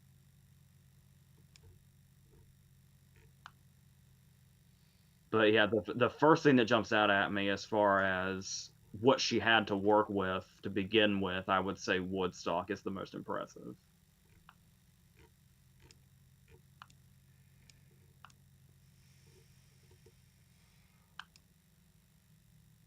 In terms of documentary stuff, definitely Woodstock. In terms of other stuff, I'd probably go Gangs of New York. Oh wow. Just getting the right sort of color palette for everything. And just getting the right look for some of the scenes. And then, like, in a reverse thing, in one of the very few things that she didn't do with Scorsese, although technically he was originally attached at first, I appreciate how she tried to recover Snowman.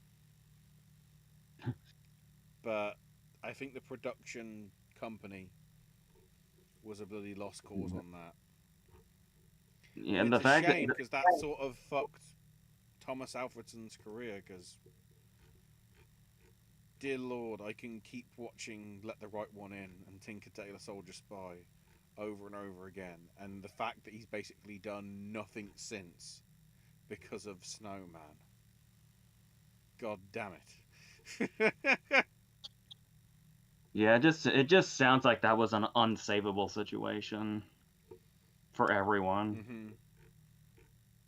It's like you think about that movie and you just want to like have taps playing because there was just no there was just no saving it.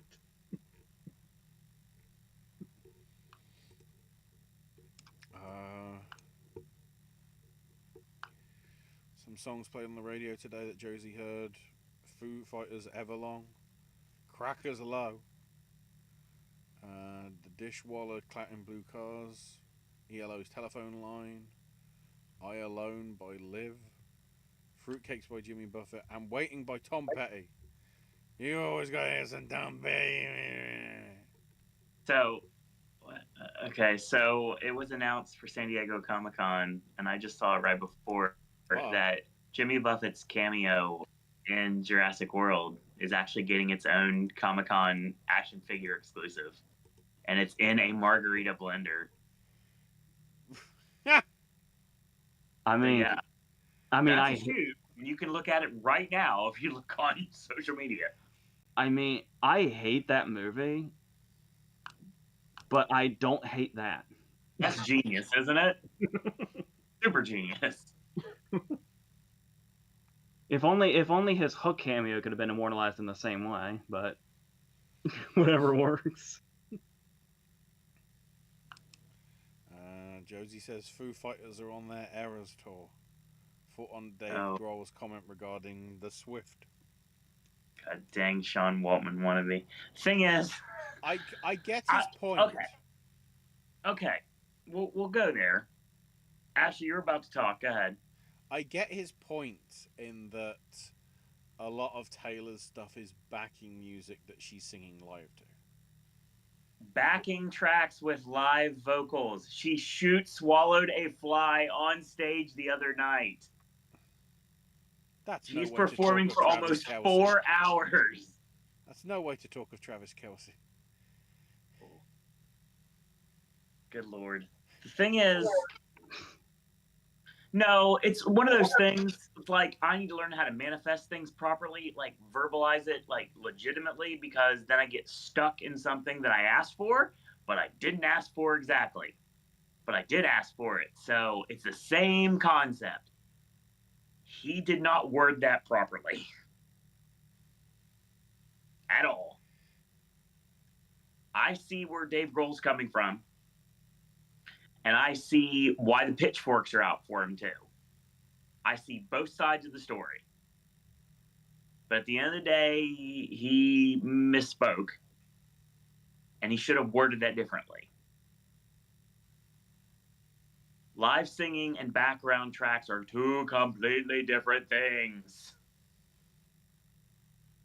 Some people took it too far, and they're starting to threaten Dave Grohl and everything on social media. I've seen it. Hey, I got threatened for thinking that Andrew Garfield was the best Spider-Man. Who's laughing now?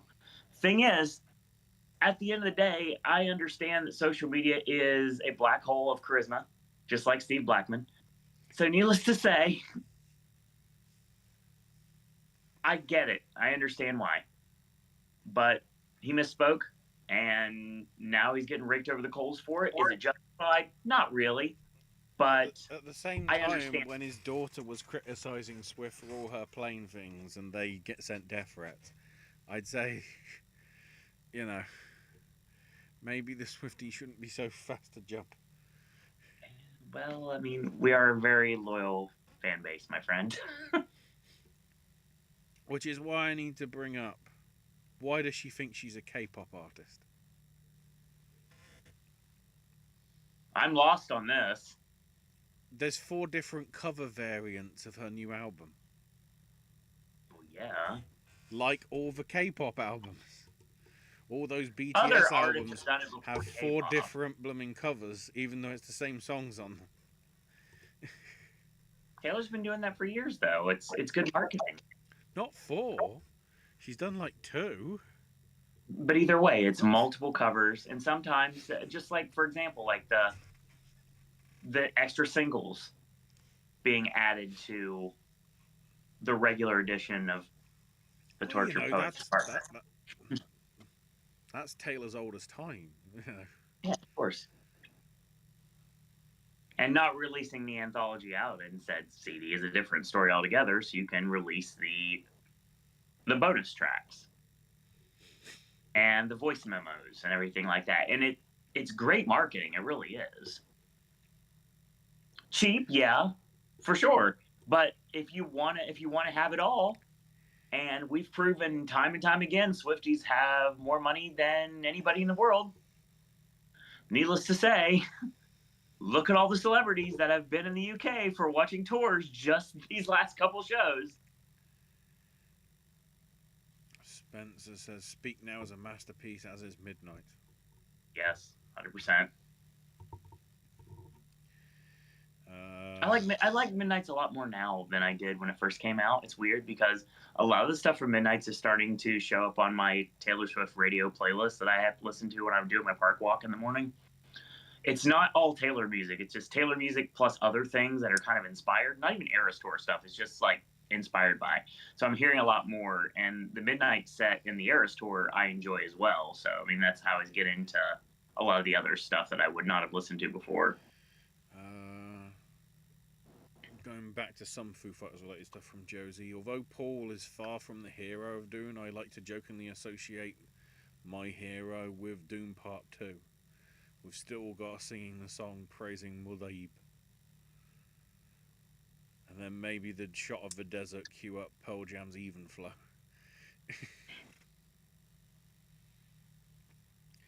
I mean, to some extent, surely There Goes My Hero is when he's surfing with the worm. Yeah, I was That'd be about the ready bit. to refer to it as Narfling the Garthog. So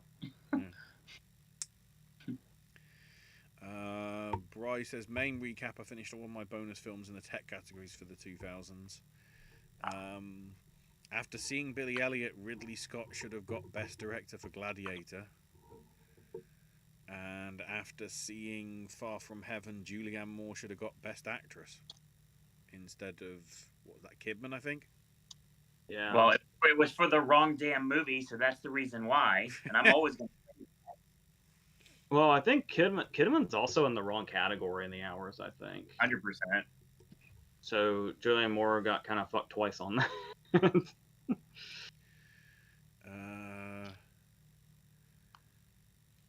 So Bry's put a few of the, a couple of the Best Picture rankings.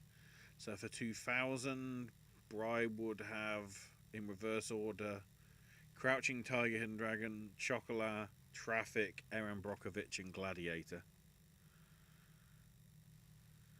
And then working from bottom to top for 03, Mystic River, Return of the King, Master and Commander, Seabiscuit, and Lost in Translation.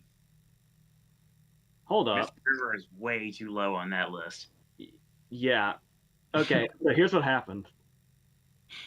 I was anticipating, because I know my and Brian's opinions tend to be on opposite sides, so I was anticipating Mystic River was going to be last. Mm-hmm. When Ashley confirmed it and said Mystic River's last, my immediate first question was, okay, where the fuck is Seabiscuit? And it's because if Seabiscuit's not last on your 2003 list, I don't. Not that by the way, I'm not saying Seabiscuit's bad. Mm-mm. I'm saying when the others are Mystic River, Return of the King, Lost in Translation, and Master and Commander, what the fuck is Seabiscuit even doing there?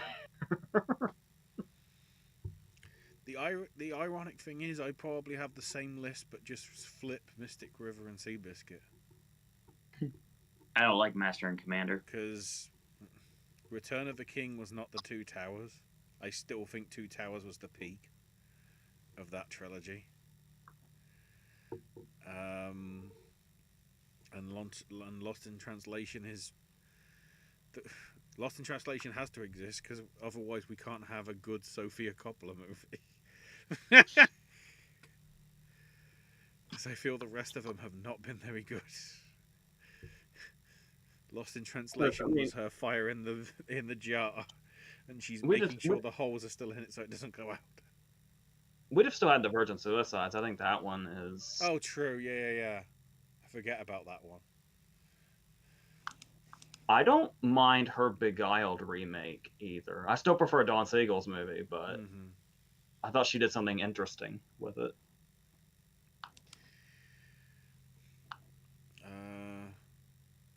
Spencer mentions worst acting nomination of last year. For me, it's Mark Ruffalo, and I'd switch him for Defoe. That's tough, because, like... Well, first of all, we're not going to take this Ruffalo slander. That's the first thing. I got to refresh my memory on last year's nominees. I have a note right in front of me. Murphy, Cooper, Domingo, Giamatti, Wright, Stone, maybe Benning for Naiad. Which I know how you feel about that, Spencer. So that might be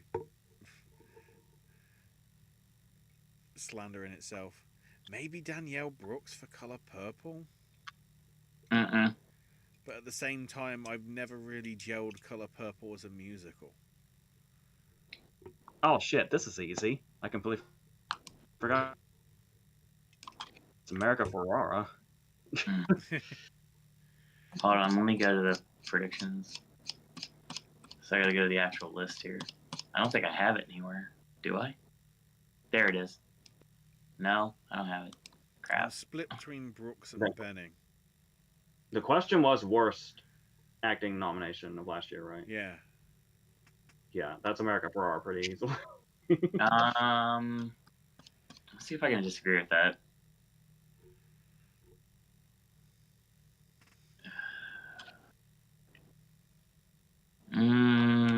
Let me look. No.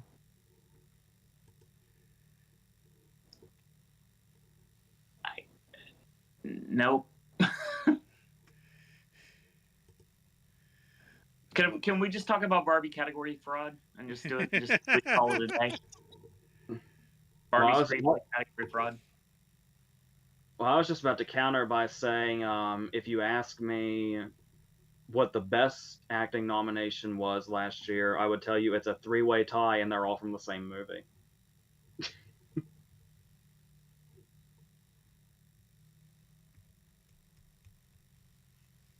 Nope. I'm out of this one. Let's go.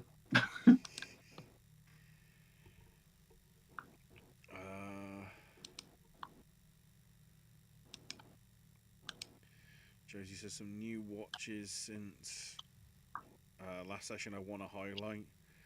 Lorenzo's Oil, Coma, Noises Off, Bamboozled, Home Fries, Waking the Dead, The Knack and How to Get It, A Life Less Ordinary, Tromeo and Juliet, Ravenous, Intruder, Happy Texas, Mystery Train, The Twilight Zone movie, and The Mindbenders.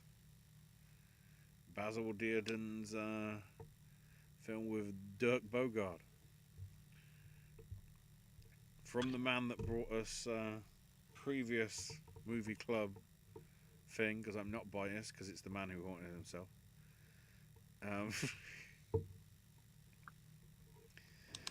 Mindbenders was a big influence on Ken Russell's Altered States, which is a sci-fi masterpiece.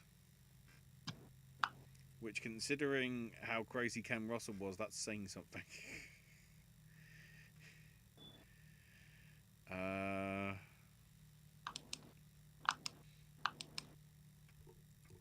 And then follows it up with what object would you like to see a Pixar movie made out of? Houseplants or postage stamps? Postage stamps, actually. The way they travel would be interesting. I would like to see them do a short first to see if there's enough of a concept to make a full movie out of it, and then I want to see the full movie after the short does well. Would it be would it be about them being sent off, or would it be before and then like being sent off as their ultimate fate? Or because I mean, once they're on an envelope, they're not gonna have much else to do in this story. I feel like we do some sort of like crazy shit where they can lounge about like. I mean, it sort of happened in a Red Dwarf episode where people could like jump into the photos, but I feel like, you know, whatever faces or images that are on the stamps can appear in the postcard that they're attached to, or something. And then you could do something along the lines of a postcard that sort of gets lost. As you see every once in a while, it's like, here's this letter that arrived at the house after like 55 years, or things like that. That does kind of seem reminiscent of The Doors and Monsters Inc. a little bit. Mm-hmm. Josie mentions Houseplants needs to have John Turturro, Miranda Otto, Winston Duke, Ario Arjona, Brendan Gleeson, and Chow Yun Fat.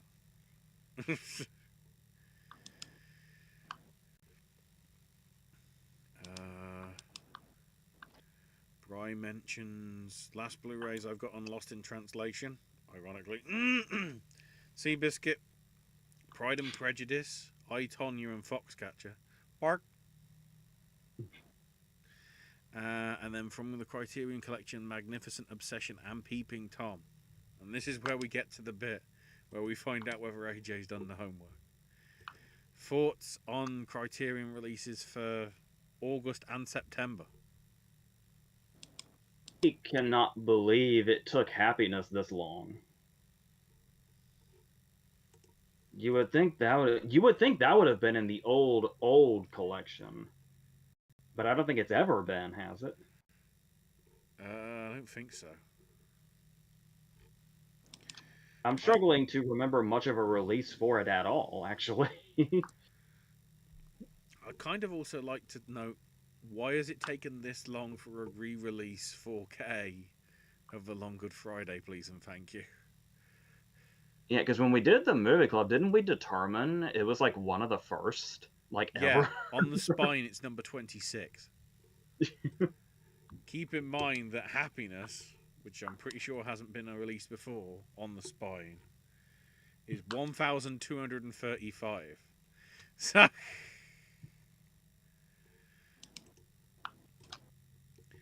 but you know, we're getting, you know, the Albert Brooks double bill of Mother in Real Life. Last Emperor's getting a 4K. Martha Coolidge is not a pretty picture. Repo Man, which is obviously a cult classic, and then the interesting one. We're getting a proper physical release of All of Us Strangers. Yes. Which, dear Lord, Andrew Scott is doing the rounds at Glastonbury. They're doing a screening of Vanya, which, if you don't know, that's the National Theatre production where he plays every single character from Uncle Vanya. But by the way, going back just a second, considering I can see my Repo Man Blu-ray from here, I'm going to assume that's just like a 4K update or something. Let me see if anything has been added to it.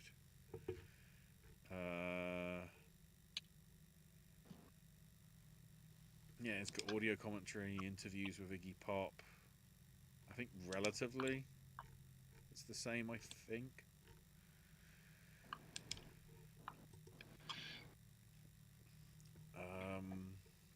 But yeah, it's a good list. And I like the cover for Long Good Friday. Scared out of his wits. Bob Hoskins.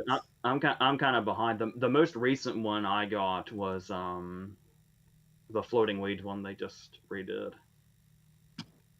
Because I've been waiting on them to redo Floating Weeds for like ever.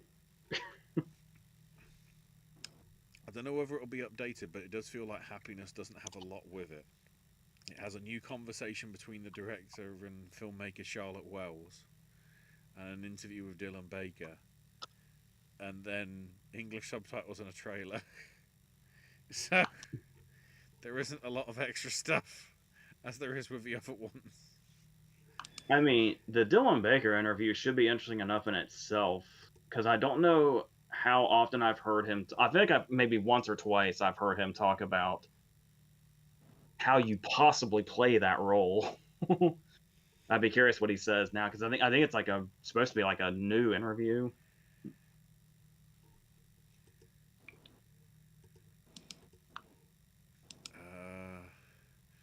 Joe says, despite being distributed by Bleecker Street, if Mike Leigh's Hard Truths goes to Venice in competition and Marianne Jean Baptiste wins the Volpe Cup for Best Actress, could that possibly break Bleecker Street's quote-unquote bad track record of getting nominations?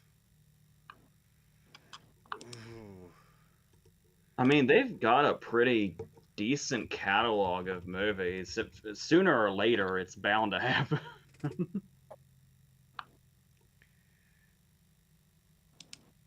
I mean, Hard Truths is going to be intriguing because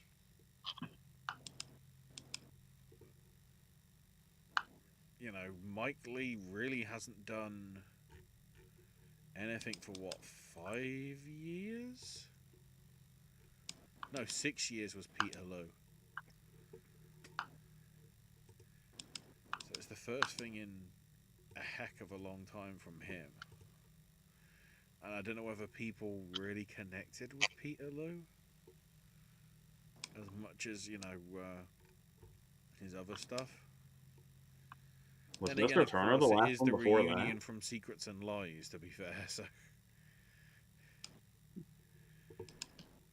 Was there nothing between Mr. Turner and Peterloo? Let me just double check. No.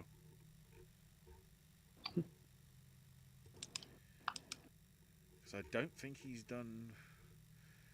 Yeah, because even the running jump short film was for the London 2012 Olympics. So yeah, he has not done anything. Not even in theatre. It's literally just that.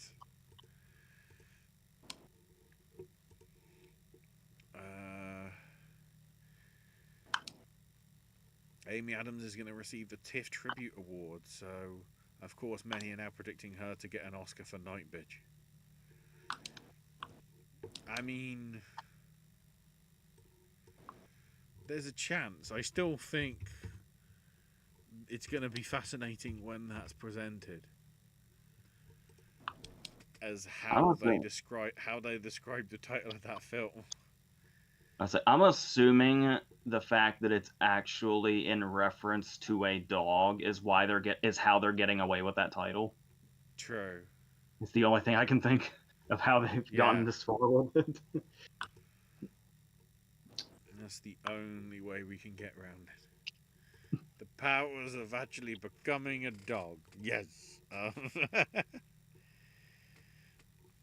Spencer randomly adds, whether it's because we're talking about careers and whatever, thoughts on Costner's career. Solid. You know, he's done a lot of good stuff. This whole, whatever the fuck it is, America quadrilogy, which, you know, be fascinating when it comes out. Like, I think it's supposed to be coming out this week, right? It's not this week. Their next week. The first one does absolutely shit. Yeah, I think it's and we Friday. know that the second one's coming out, and they've only just started filming the third one, apparently. My concern is, are people, you know, when it gets to like chapter 2, are they just gonna not do chapter 4? Because what I've been wondering is how this is going to translate to award season. Ugh. Like, I mean, let's assume it does something. Do they just treat it like two different movies? Or, I mean, what else would they do if not that? Yeah, that's the problem. But then, of course, there's some actors that are only showing up in 2 that aren't in 1. Which would make it extra confusing. The fact that also both have like 50 million budgets for something which, you know, it's New Line cinema. Most New Line stuff in modern times, like the last few years, doesn't really go big, does it? At least from what I can think off the top of my head.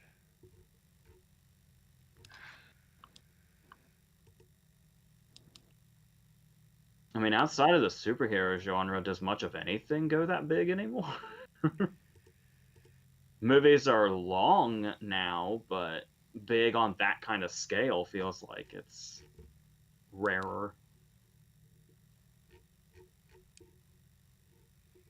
I'm curious how long they're all going to be, since part 1 by itself is 3 hours and 1 minute.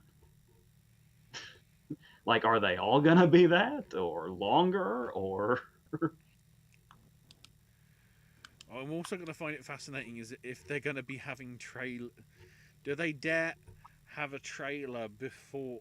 I'm guessing they might tack a trailer onto the end of chapter 1 to like tease you as to what's happening with 2. I doubt it. Otherwise, you're going to be, here's a trailer for fucking chapter 2, but you haven't even seen chapter 1 yet because you're about to see it in 5 minutes. Be like, that does not make sense. That does not make sense. I mean that's kind of a thing to do the trailer after the movie, like they did, like the way they introduced Back to the Future 3 and Back to the Future 2, and when they did the the Pearl trailer after X. Or wasn't Pearl's first trailer like an X post-credit scene? That sounds right. Yeah. And also, apparently, Chapter 2 is 164 minutes. Jesus. So a little shorter. Yeah. A little bit.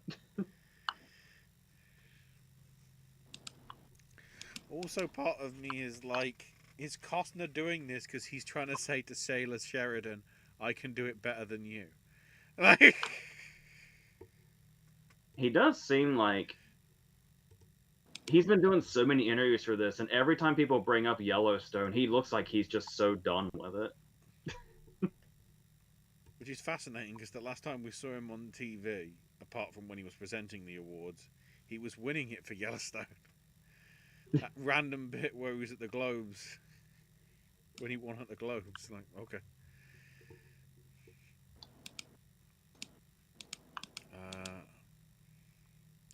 Bry also mentions here, speaking of the September list, I did watch all of The Strangers yesterday and I did like it. Such a sad movie. Mm-hmm. I also watched A Wonderful Story of Henry Sugar and didn't like it.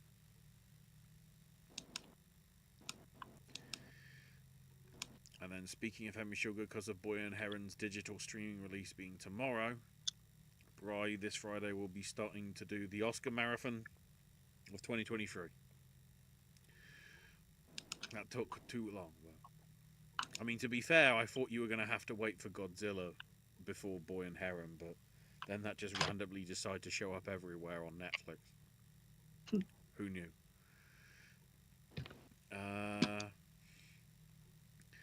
Josie says, I wonder if it ends up being beyond an Amy Adams vehicle and gets into adapted screenplay. Since it's based on the acclaimed novel.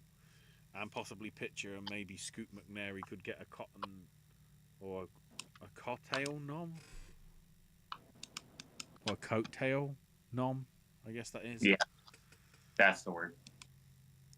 With Wild Robot premiering at TIFF, I wonder if that could get into the TIFF top 3 similar to Boy and Heron. Maybe. That trailer's so strange, though. I don't know if I'm going to like it or not. I can't really tell. It does seem like Scoot McNairy is one of those people that's been like really close to having like that role. Like he's like just he's been there consistently for like the last 10 years, being reliable. And it's like if he just gets that one, it's gonna be like really big for him. Whatever that role may be. I think that's the only. There is that. The only other stuff I think we know for TIFF at the minute is that Elton John sort of documentary is going to be there. And Mike Flanagan's latest thing since, I guess technically Dr. Sleep.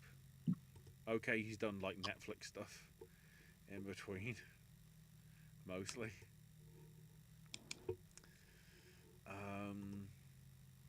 Okay.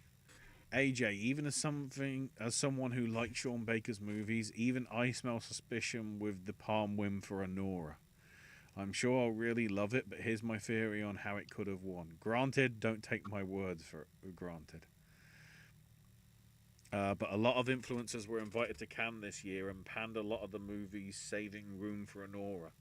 My theory is that Shills went in wanting Sean Baker to win it. I know critics aren't the jury, but it's something to think about. Yeah. Let's ask Owen's favorite person, Greta Gerwig. I mean, if you really want to go into conspiracies, there's plenty of videos on this channel of me bashing Greta Gerwig.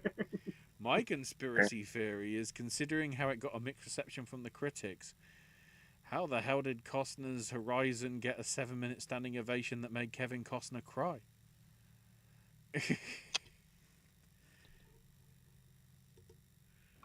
I have no interest whatsoever in Horizon. Whatsoever. That trailer makes me fall asleep. I can only imagine the movie what it would do. Well, I mean, I just rewatched. Who was that was saying that, by the way, about Baker? Josie.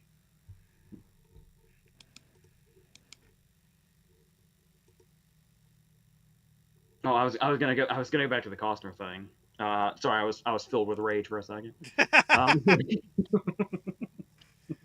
Smile and wave, boys. By the way, I don't actually think that about Gerwig. That's a joke, but it's funny. It's an So- on the channel for years. I don't think Greta Gerwig knows who I am, let alone would set out to destroy me. But destroy me further, I guess I should say. Not yet. I did just rewatch the 4-hour cut of Dances with Wolves. It was during the awards season.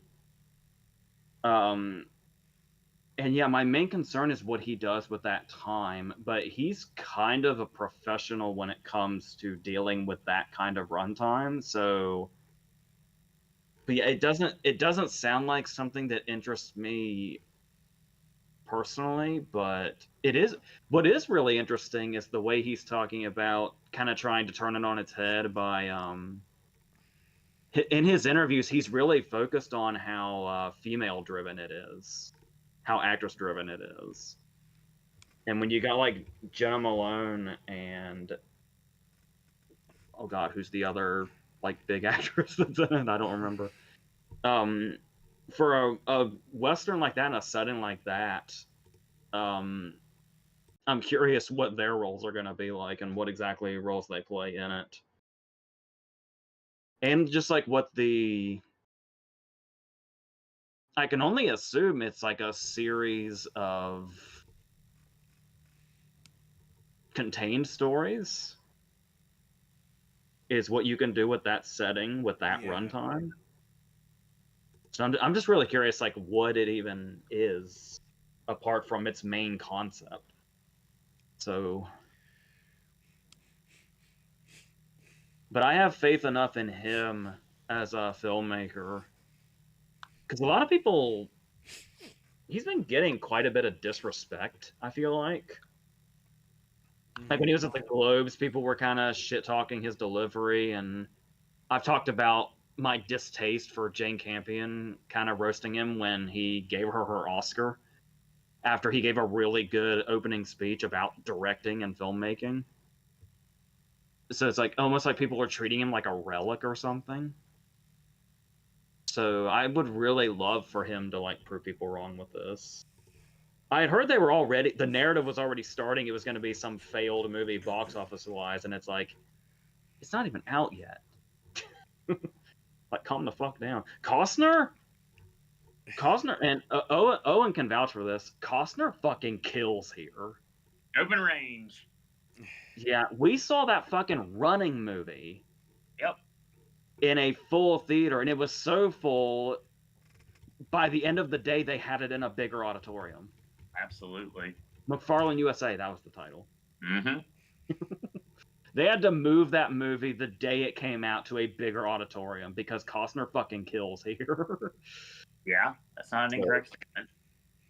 I'll be curious how it turns out. I'm trying to remember what's being shown, because I think Film 4 are doing a sort of Costner. Yeah, they're showing No Way Out on Wednesday. Nice. Open range, I guess, in a double bill with Quiet Place, and a triple bill with Darkman. Just randomly on Thursday. Friday they're showing Let Him Go. Oh. Sandwich between Quiet Place Part 2 and Misery. Let Him Go was surprisingly good. I wasn't expecting that to be as good as it was, honestly.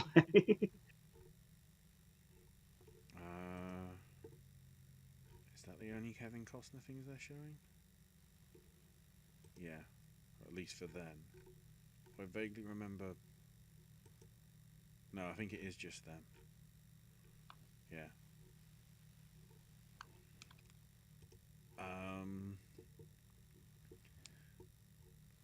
see. I'll try and get through some of this stuff quick. The trivia from Josie. First up, Cutthroat Island. Oliver Reed was originally Mordecai Fingers, but was fired after getting in a bar fight and mooning at Gina Davis. Of course he did. Matthew Modine was cast partly because he is an experienced fencer, but he was hit on the head by a falling barrel during the tavern escape, but that shot made it into the film. It's good enough that he got hit by a barrel. There we go. In a radio interview in 2011, Rennie Harlin, oh god, he's back again, discussed the film's box office failure, pointing out that Carloco Pictures was already in ruin before the film even began shooting, but had to make the film since the financing from the foreign investors was already placed. MGM was in the process of being sold for how... What a surprise, MGM was in the process of being sold. I think I've heard that like 5 times in the past 15 years. Maybe Amazon won't sell it. I don't know. So yeah, MGM was being sold and thus couldn't devote itself into financing a marketing campaign for the film. Frank Langella considers Dog to be one of his 3 favourite roles, the others being Nixon in Frost Nixon and Skeletor in Masters of the Universe. I actually love that. I'm genuinely happy he feels that way. I feel that he doesn't like his Dracula, but he does like Skeletor. Yeah, not only did he get to be a pirate, but a scenery chewing over the top bad guy pirate. That's no way to talk of Richard Nixon. He wasn't a crook. Apparently, the man loves being able to just go for broke in a role. However, he described the movie in his memoir as the worst he's ever appeared in. He loved it, but he said it was shit. What the hell? Well, if there's one thing I know that Owen loves when Frank Langella goes all... Good God. Finally got that out of my head. Hang on, because we said Frank Langella and All In. Is that why Okada versus Marty Scurll overrun? Oh. I'm surprised that didn't come up when we were talking about your old VHS collection. Yeah, Lolita's definitely on that list for sure. But I don't know how PC it is to say that anymore. Well, shout out to Brain Scan as well. Heck yeah. Several members of the cast and crew fainted at various times while filming in the humidity and heat of Thailand. It was a safety concern, but the heat and sun also had a more practical concern, as that there was an issue of tanning. The crew got great tans, but the cast couldn't because the continuity issues would carry over. Michael Frost Breckner and James Gordon pitched Cutthroat Island to Michael Eisner as a potential Pirates of the Caribbean, buoyed by support from development staff and Disney producers. Eisner, however, turned it down due to not wanting to mix the company's film and theme park divisions. The irony is Disney would then develop their own film in 2001. So. I don't know. I don't know why the tan thing's so funny to me. Everybody got great tans, but the cast couldn't.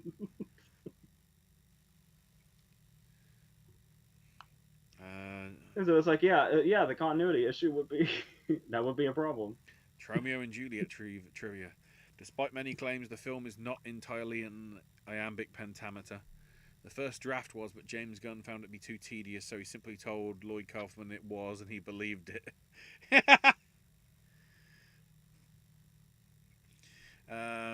For many years after the film was released, moviegoers thought all the tattoos and piercings on Debbie Rochon were real. They were all fake apart from one of them. She pierced her belly button before the start of the film so she could see what it was like to have it done for character work. Well, while we're on the topic, I would throw Lloyd Kaufman in that category with Joe Dante. Yeah. Like, it's crazy. You could go to like any horror convention. He's just there and just looks like and is like kind of passed by as like any other person that's there. And it's like, that guy's basically James Gunn's creative dad. Considering from what I saw from his interviews with James Rolfe from back in the day, how he did like books on how to make, the right form of like puke or sick or whatever sort of substance that you're looking for. Which I feel is like that's all James Gunn was about in those early days. Sliver, Okay. that bloody PG porn stuff. It was like, yeah, you need the right amount of consistency of blood for the bit where the nail gun goes off wrong. Yeah, obviously not near to the same extent, but you could say in his own way, Lloyd Kaufman is kind of his own Corman Yeah. as far as like what he started and with like the budgets and some of the names that have grown from him.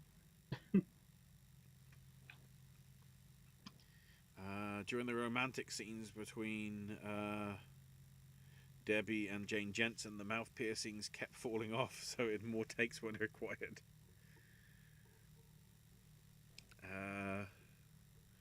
Bry also mentions, of course, with Paddington in Peru, the tradition continues, where it comes out November in the UK, and then early January for America. I'm still a bit concerned about that, having seen the trailer, because I'm trying to feel if this is going to be like a lot of kids' films in recent years, where I don't know who the villain is. Because there has to be a villain. It's a Paddington film. And that And trailer you've does got to not... follow whoever it is has to follow Kidman and Hugh Grant, whoever they are. I mean, I thought it was Olivia Colman, but then she's like, in the trailer, she's basically just like a knockoff Julie Andrews in a lot of the bits. It's like, okay.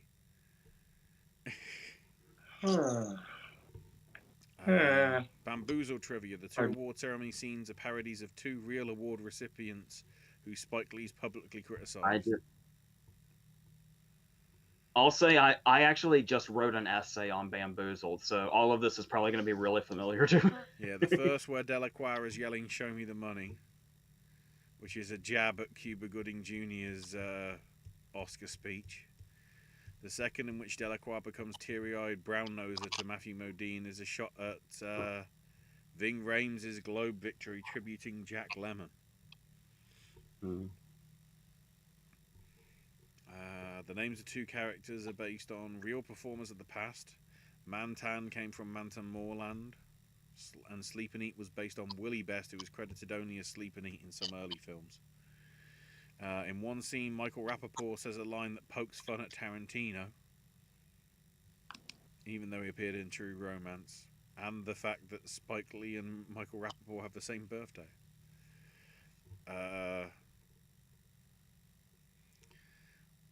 A little bit of Happy Texas trivia. First of 4 times that Steve Zahn played an incarcerated character, doing so again with Joyride, National Security, and Mr. Monk's other brother. William H. Macy's character in Chappie complains of smudge documents in Fargo. His character was creating smudge documents. It's all related. Okay, question. AJ, thoughts on Taika Waititi maybe directing an adaptation of James by Percival Everett?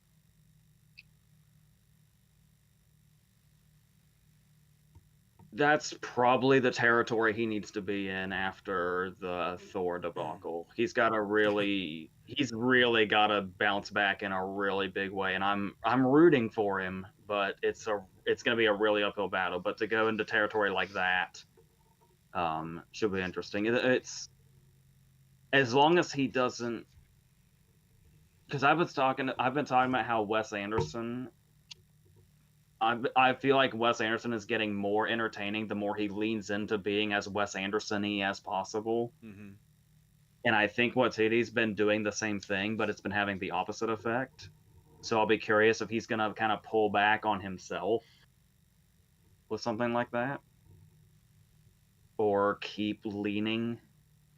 But we'll see. We'll see how much self-control he has with how this turns out. It's always interesting After the successful adaptation of a novel made, there's attempts to adapt other books by that author. Obviously, it comes in varying degrees. After LA Confidential, we had James Ellroy's Cop adapted, based on Blood on the Moon, Dark Blue, Black Dahlia, and Street Kings. Then after Gone Girl, we had an adaptation of Dark Places, along with Sharp Objects. And then, interesting how 2 decades before Jurassic Park, Michael Crichton's Andromeda Strain was adapted into a Robert Wise film. Elmore Leonard had several adaptations of his works. Which one's your favourite? Be Cool. I'm super biased, though. I love Be Cool so much. And I love the book, too. It's completely different from the movie. Mangold's 310 to Yuma would have to be up there, and Get Shorty. I feel like I'm forgetting a big one. The first episode of Justified, Fire in the Hole, is great. And like I said, it feels like its own open and shut story. It feels like a short film rather than a pilot. And I love it for that.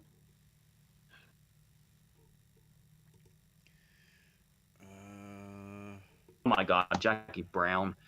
I didn't even search it. I typed Elmer Leonard. I didn't hit enter yet. I didn't type movies enter yet. I just typed Elmer Leonard. I was like, shit, Jackie Brown. Rum Punch.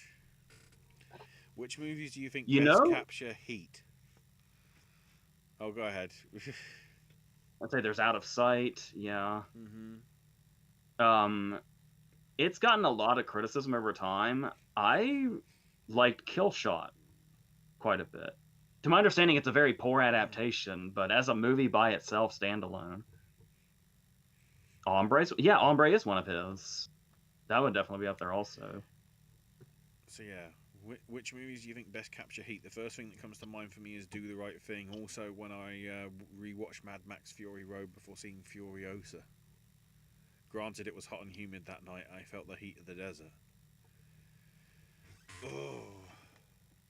But Spike Lee does it really well, because I think of Do the Right Thing and I think of Summer of Sam. If you want to have a heat wave, you go to Spike Lee. It's the only thing I remember, but I'm pretty sure the showing that I saw of the stupid live-action Lion King, they literally had to open the fire exit because it was that hot and the air conditioning failed. Oh God! But at the same time, weirdly enough, Danny Boyle's Sunshine, like as everything's getting sort of tensioned up, it sort of felt like the room was getting warmer as they were getting closer to the sun, when the ultimate, the ultimate efforts of the space thing was happening. So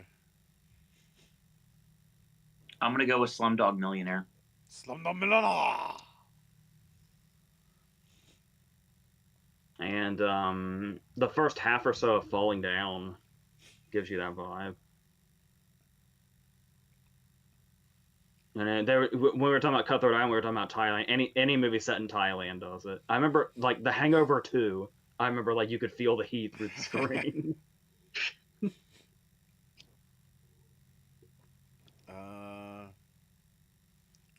Favorite scene where power goes out. First examples come to Josie's mind are Jurassic Park and Monsters, Inc.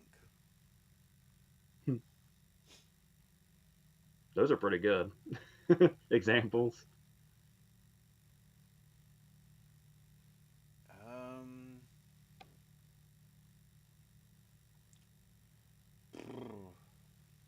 I like the moment in Glass Onion when it happens is really good.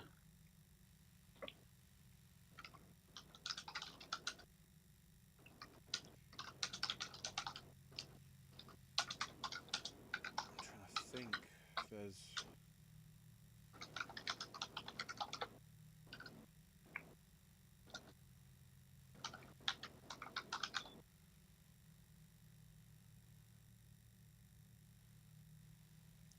nothing that comes to mind really sort of aside from that sort of thing where it's like obvious.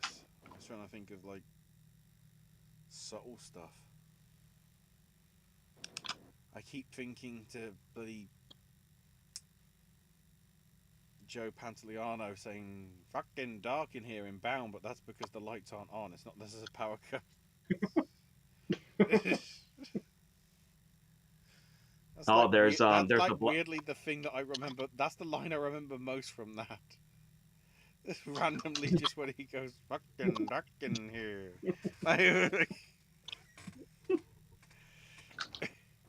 What's really funny is that's such a throwaway line, but I know exactly which scene you're talking about. Yeah.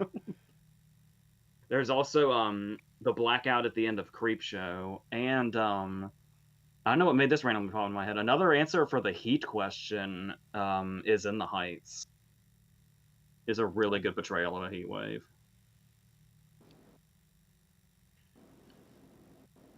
Of course, I guess no. The favorite scene where the power goes out, I literally have an example. I'm pretty sure I've mentioned it before. Bloody Star Wars Episode 3, Revenge of the Sith. Yoda and Palpatine doing their battle in the Senate chambers. Yoda gets chucked off, goes falling. Beep, beep, beep, beep. The power went out in the area, so we all got refunds, and we had to watch it again like a week or so later. That happened when we watched The Patriot. The power shoot went, and it was all of a sudden like the finish of the movie. We're about to end, and all of a sudden you heard this big kaboom in the background, and all of a sudden everything goes black. Needless to say, I never saw the end of The Patriot. Really? Yeah, 100%. I gotta tell you, it's pretty dramatic. I'm sure it was, because it felt like it was building towards it and building towards it. Next thing you know, kaboom, and it was like, nope, I'm not meant to. Just like the Peter Pan movie, I wasn't meant to watch. Is it a Jason Isaacs thing? What's going on? It might be. I like the Jason Isaacs. I was supposed to preview that movie, and then they kayfabed me about it, and then it's like, I never saw the movie. Like, I think you have a Jason Isaacs curse. I'm really surprised you saw Maths all the way through. you woke me up from my coma for a minute ago. Good job. Well, you saw it, but you had a lot of trouble with the last Harry Potter movie. That's more Jason Isaacs. Jesus. Yeah. Yeah, I think you might have a Jason Isaacs curse. Has that ever crossed your mind? Lots of things cross my mind constantly, and you actually know what they are. But at the end of the day, never thought of that one before. You never saw the death of Stalin, did you? Nope. That's a curse in itself to not having seen that. God. We're almost done here, right? Tizake, it is it. Home. Yeah, we're about to reach the 3-hour mark. I guess we should. Yeah, I'm trying to go through like we've still got the Bryce prediction stuff. We're nearly, to be fair, we've gone through a lot of the stuff. Although I'm trying to work favorite scene involving a plumber. Mr. McFeely time, speedy delivery, Ashley. I don't know what that means. Mr. McFeely sounds like something where I need to be on a sex offenders register. That's a big concern. No, it's Mr. Rogers' Neighborhood, but that's okay. All right. It's just the name, Mr. McFeely. That's his name. I can't help it.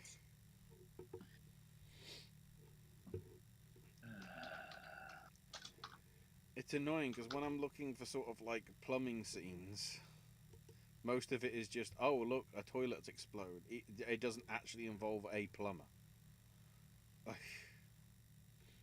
I should have no answers to that. I was trying to think if there's any scene in a very underrated comedy that I've seen 150 million times, Celtic Pride. Yes! Dan Aykroyd plays the plumber. There's not really any particular scenes that come to mind involving it, but it's just his character trait. It is his character trait.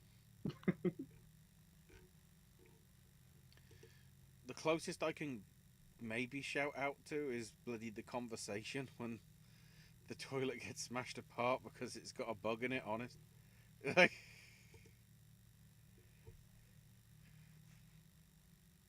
I mean, I guess plumbing situation, Meet the Parents comes to mind. That's when things are really starting to escalate in a really bad way. Spencer says that plumber movie I watch are AJ versus from Australia. Oh, the Peter Weir movie. Yeah, he never really does any actual plumbing, though. It's all destruction. I thought we were talking about plumbers don't wear ties. God. I Speaking said, of take your damn shirt off! That just comes from out of nowhere in that bloody no, thing. it does. And then he's about in his pants like chasing her, but what the hell? And the sad thing is that is out now in the year of our Lord 2024. Remastered or something. I don't know. Dear God. Josie says I love both Fury Road and Furiosa, but I slightly prefer Furiosa. There's my hot take. I might slightly prefer Fury Road as a whole, and realistically I don't believe George Miller is intending for any explicit romance. But I like the idea of romance between Jack and Furiosa better than Max and Furiosa. In simpler terms, I like their chemistry better. I mean, in that respect, it does make sense, because I don't think Max is interested in Furiosa either. Max has always been about himself. Really.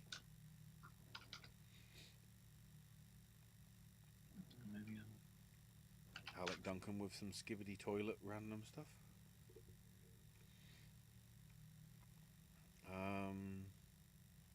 Josie's Buy One, Rent One, Lose One is Search and Rescue Edition. Oh, God. What do we got? Interesting list.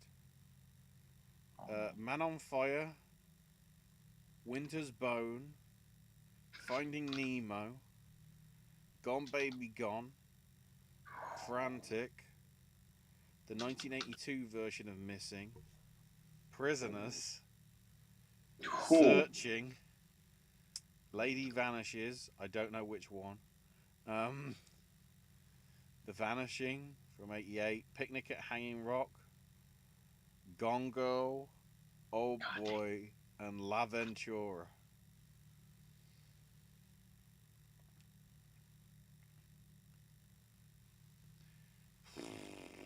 I don't have one that I get rid of because I don't. There's a lot of those I haven't seen.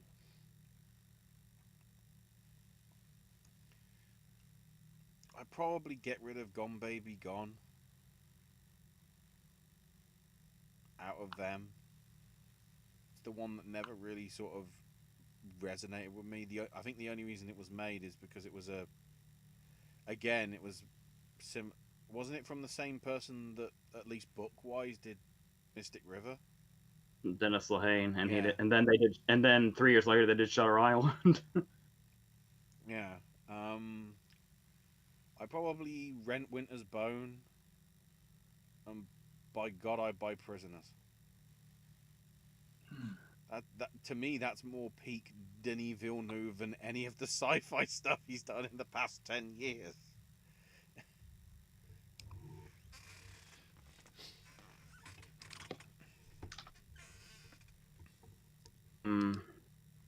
Frantic was in there, right? Mm-hmm. Harrison Ford Polanski movie. I'd probably axe that only by process of elimination, because none of these stand out as I can get rid of that. I would rent La Ventura because I need to rewatch it. It's been too long, and I'm pretty sure I didn't get it. I was at the age where I was never going to get it at the time. Which leaves at the top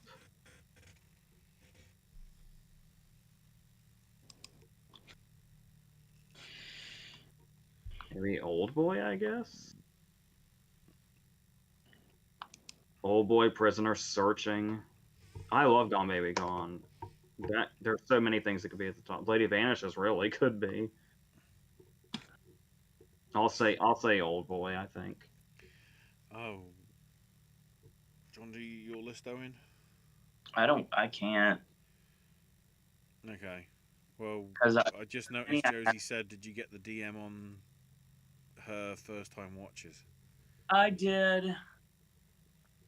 So I was trying to get everything like sorted and everything, Josie. I've had it here. I was just waiting for the Iggy to you to tell me that it was time to go.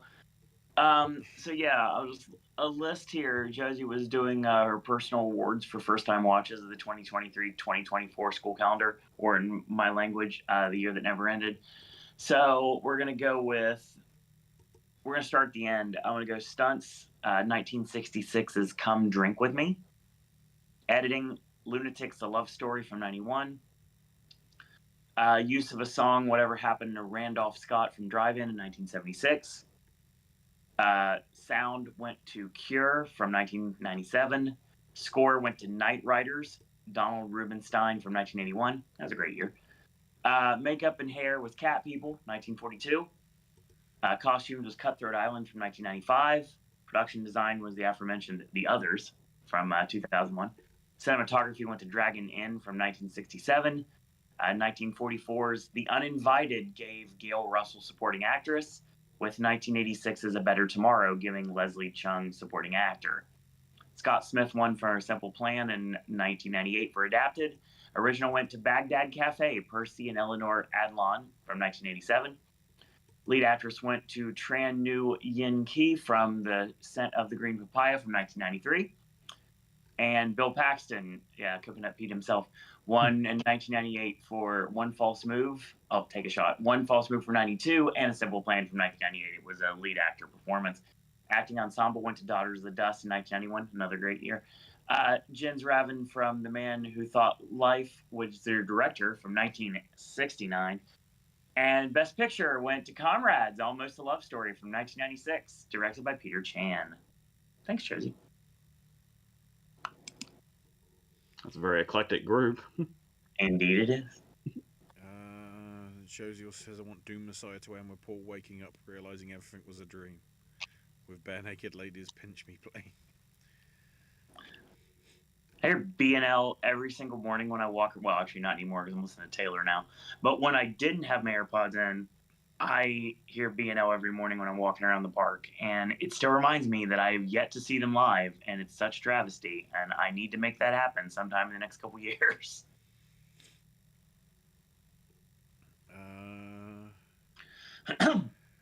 Roy also says, "I'll see how many movies in the marathon this year. People will be vomiting, but don't tell me what they are." Today's the 30th anniversary of the Lion King's release.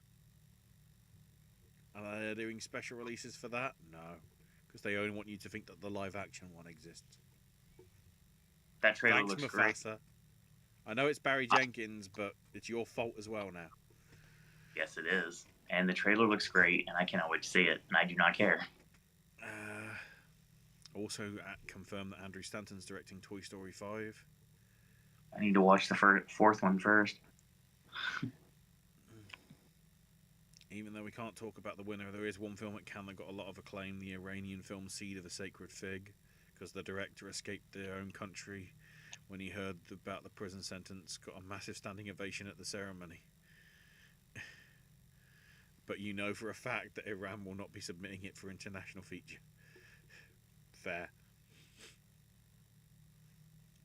Even though we don't do predictions until August, Sing Sing, which premiered at TIFF last year, is coming out next month, and people currently have it at number one for Best Picture in those that do lists because of the potential for the SAG Ensemble win, which has obviously carried a lot of weight in some recent years.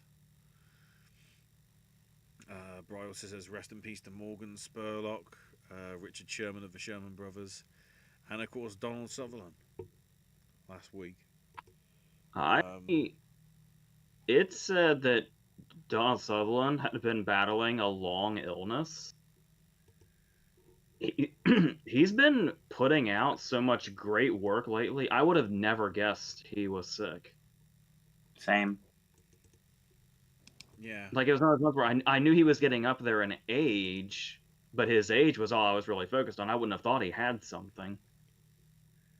But it was like he'd been so still consistent, like right up to the end. Yeah, because I'm trying to think. Yeah, he showed up for.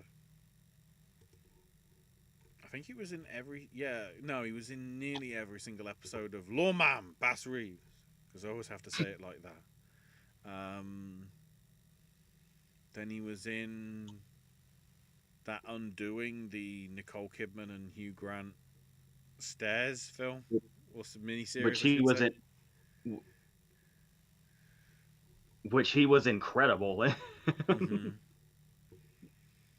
I think he won Critics' Choice for it. I think I remember him like giving a speech. It was a virtual speech because it was in 2020, but still. Yeah, that random appearance as well in Moonfall, like I don't know why, but you know, he was. It's annoying that some people will just associate him for that final shot from the Invasion of the Body Snatchers remake, which is the problem. He did more than just look bloody weird. Same. Yeah, I'm now seeing the hand gesture. Oh, I'm just. Well, also, also think about how. Look at JFK's cast and think about somebody stealing the show from that cast. Mm-hmm. And it's him. That in itself is wild.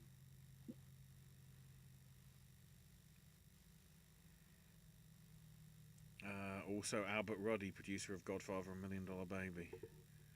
Bryce says, I know Ash mentioned the new Wallace and Gromit short. Just want to say the 2 stop motion movies that premiered at the Annecy Animation Festival, the winning film memoir of a snail who made Mary and Max from 15 years ago, and then Savages, the new film from Claude Barras, who did My Life as a Zucchini / Courgette, depending from where you are. And then finally, the Oscars game stuff, which I guess we'll do rapid fire on. This is film editing from the 2000s. So for 2000, we have Traffic winning over Almost Famous, Crouching Tiger, Gladiator, and Wonder Boys. Considering it's a Soderbergh film, I'd have thought it'd have to be Traffic, right? And the fact that it's got all the different intersecting stories, it's... Yeah, I mean, I wanted to lean towards Crouching Tiger, but Traffic has so much going on that it has to keep cohesive. I would say Traffic was the right choice. Almost Famous. Of course. Mm-hmm. I'm going to be obvious. I don't care. We're 3 hours in. I'm going to be obvious. Let's go. For 2001, Black Hawk Down beat out Beautiful Mind, Fellowship of the Ring, Memento, and Moulin Rouge. Again, I think I'd have thought it has to be Memento just because of having to work out what to do. It might be a controversial choice. Oh my god, that's hard. I mean, I feel like this need to say Memento, but it's going to be a controversial choice. But I think me and Owen are going to fall into the same group because this is a movie that's often criticized for its editing. Oh yeah. But every time I watch that opening 5 or 10 minutes, the part that people seem to hate the most, and usually I hate when movies look like that, but it's one of the few movies that I feel like gets away with it because there's a reason it's so disorienting. Like, it's like you're supposed to feel how you feel watching that, no matter whether that's a positive or a negative feeling for you. For me, it's always been a positive feeling. Even with Memento here, I'd be remiss if I didn't say Moulin Rouge. Well, he's my best friend for a reason. Obviously, the answer is Moulin Rouge. For 2002, Chicago won out and the other Best Picture nominees. Oh God. Getting lazy for the write-up there, but I guess it's also fair where they actually matched up. What were the other options again? So that Chicago beating out Gangs of New York, The Hours, Lord of the Rings, Two Towers, and The Pianist. Two Towers with all those battle scenes makes sense. Yeah. But I also feel like Chicago might have been the right call. Yeah. I need a refresher on Two Towers, actually. The only thing I could consider any sort of competition to Chicago would be Gangs of New York. But it's Chicago.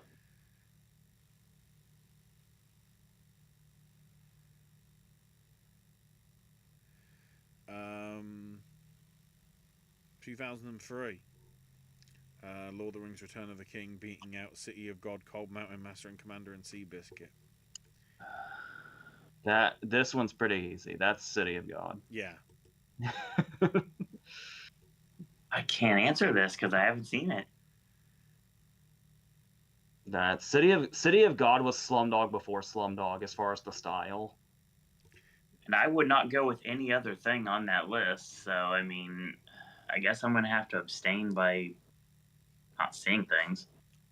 I sometimes wonder whether City of God is where Paul Greengrass got the inspiration for making the quick cutting that he did, as well as the sort of shaky camera for Bourne Supremacy. Not to mention there's that whole sequence in City of God where they tell like an entire year's worth of backstory in like 30 seconds. Yes. Some of the stuff with that feels very much like all the various jump cuts that you get in Snatch, in those like big sort of like like everything. For 2004, Aviator beating out Collateral, Finding Neverland, $1 Million Baby, and Ray. I'm gonna say Collateral. It's a toss up between that and Aviator for me. My bias makes me want to go one route, but if you really want to go with the correct answer, I'm going to go with Collateral as well.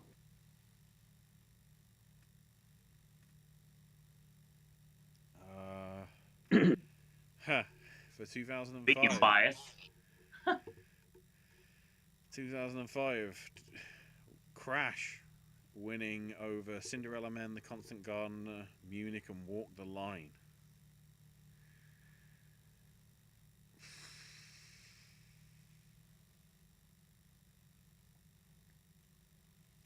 You want to read those off one more time? Crash, which beat Cinderella Man, Constant Gardener, Munich, and Walk the Line. I'm kind of feeling Cinderella Man here. Cinderella Man or Munich is what I'm feeling.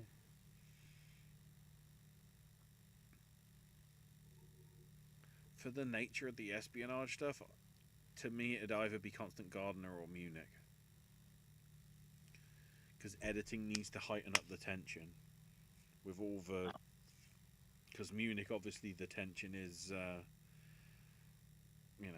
the incident, and then Constant Gardener is the sort of, who can you trust sort of thing.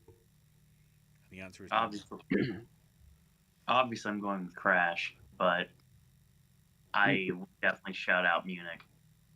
I think the main reason I was going away from Crash is because it's pretty much the exact same thing we just talked about with Traffic.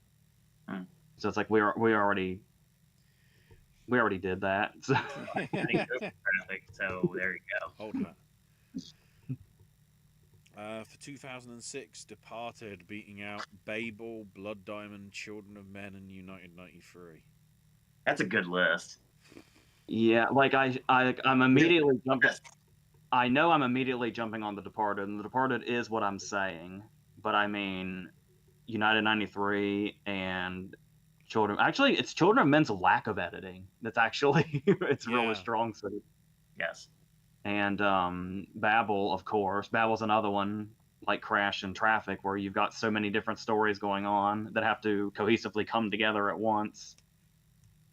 Yeah, that's a And then fantastic Blood lineup. Diamond's But just here and smiling away. but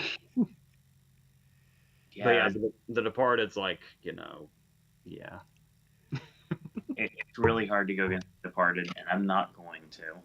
No, But yeah, same here. Children of Men is fantastic as well. All of them are really. They're all viable winners. 2007, Born Ultimatum beating out Diving Bell and the Butterfly, Into the Wild, No Country for Old Men, and There Will Be Blood. This one's easy for me. No Country for Old Men.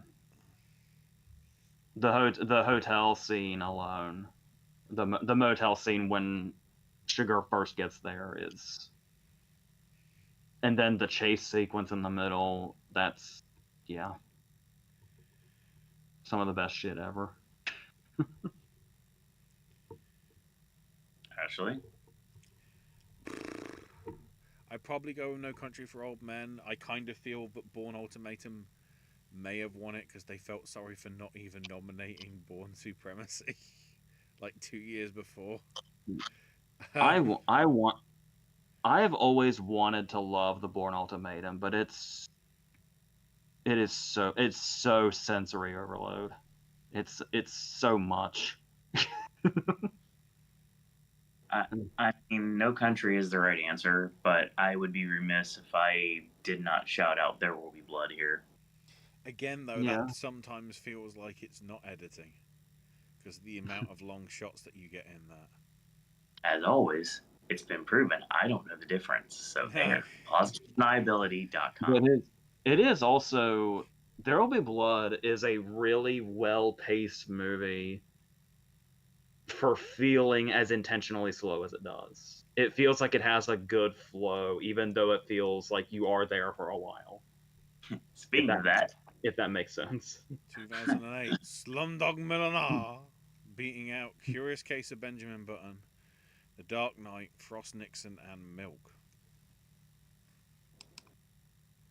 I'm glad Milk's here. That's a really good choice. Mm-hmm. there's a lot of great choices on this one. I'm gonna have to probably say, I mean, Slumdog is a great choice, but there's a number of reasons to say The Dark Knight. Mm-hmm.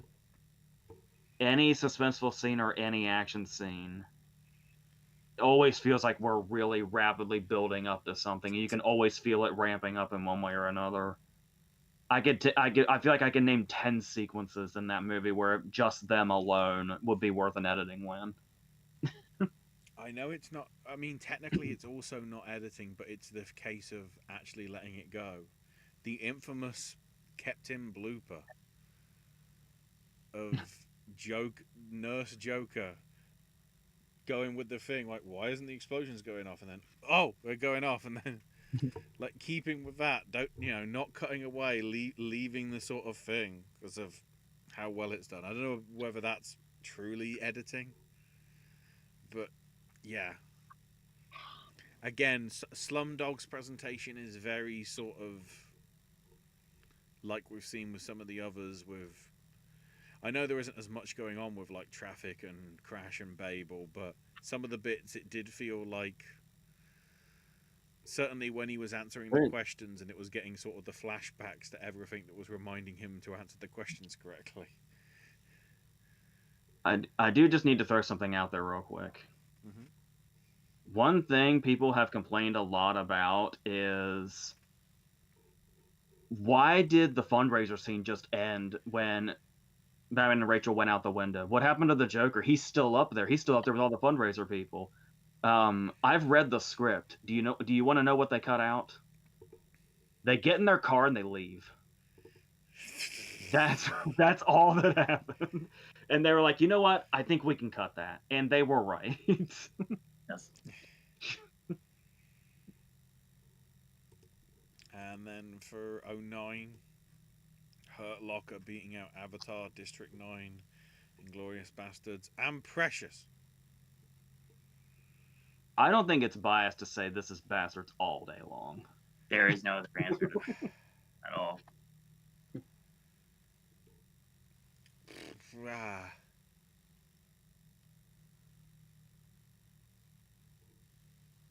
I kind of want to credit both District 9 and Hurt Locker, as well District as 9 is a great one. Those, Avatar, I don't think deserves it. No. And I don't remember that much editing in Precious. Or nothing that sort of came to mind, but the other three did.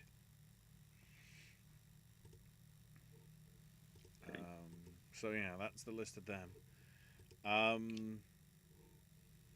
Production design is next. We've done the 50s and the 70s.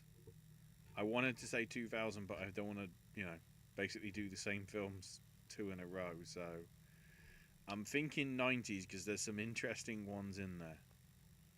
That's where my mind was going. I.e., some early obsession with Warren Beatty, but we'll get to that when we talk about it. Next time around. So yeah, and Brian adds at the end, I guess, with us discussing Bourne like we did. Ultimatum is the best of the trilogy in Bry's opinion. Bourne Legacy is completely pointless, and Jason Bourne isn't that good. Yeah. I disagree with all three of those things. Yeah. Supremacy is the best, followed by Identity. I've always had Identity at the top, and I think Jason Bourne is way underrated, as is Legacy. I guess Legacy was the issue of not having Bourne in it, whereas when you look at the book, I guess the problem is after because I'm pretty sure the Bourne Legacy book was this whole, well, God knows, after the films did as well as they did, all the Bourne books were like from God knows how many different writers afterwards. And once Legacy flopped, they were like, let's try and do our own story. Paul, you've directed it. You know what to do with the character. So yeah, that's your lot. Make sure nothing important has happened. Like actors have died. I'm just checking Variety to make sure that there's nothing major that's happened. No, thank God. So yeah, we'll be back at some point.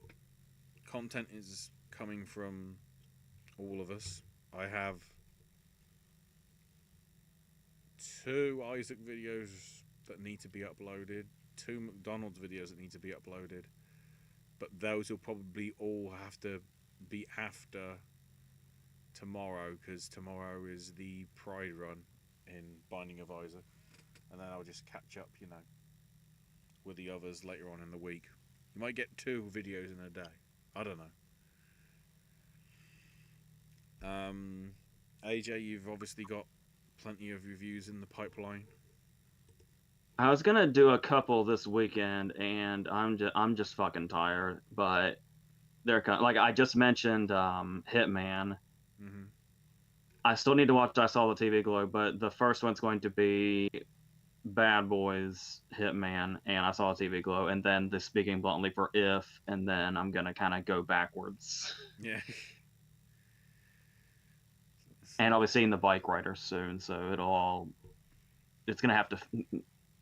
They're all gonna fit together somehow. I'll figure it out. Yeah. I've got it like half mapped out. Half I don't know what the fuck's gonna happen, but we'll get there.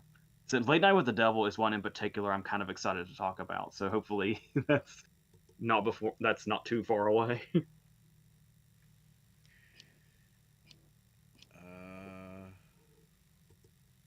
And then Owen, you've obviously got a whole bunch of sipping snacks ready to go. God, if you noticed, I went in an overhaul and got rid of everything off my phone. So I can put it up content at will right now. So it will come when it comes. It comes. If you know, you know. Um, we've got lots of voices content coming to celebrate the 4th. I'll be back on the Red Circle. So we got 7 sets of voices on July 4th. I'm getting paid for it. I can't wait. Super excited to hear Golden Dream live again, just like nature intended on the Red Circle. At the end of July, we've got all of the water parks videos from night 1 and night 2 at the House of Blues. That's coming your way. So all that's coming. I got, like Ashley mentioned, a ton of sipping snacks. And I even have some Simple Plan videos from when they were performing at Epcot about a month ago.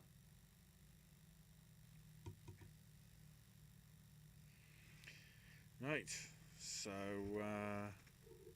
thanks to Bri, thanks to... Oh, last minute I see Cassie there. I was having to get through everything quickly. Thanks to Alec, whatever was going on there. Josie and Spencer. And those of you that didn't, chat, or you're watching on archive and you're, watching us discuss Yapet Koto for far too long.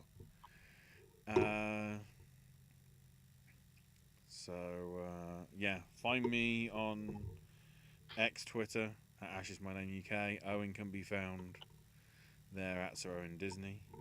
Mm-hmm. Weekly manifestation to see the Eras Tour before it ends every Wednesday on my Twitter. AJ cannot be found on social media. And, Credits. Yeah. Just in general.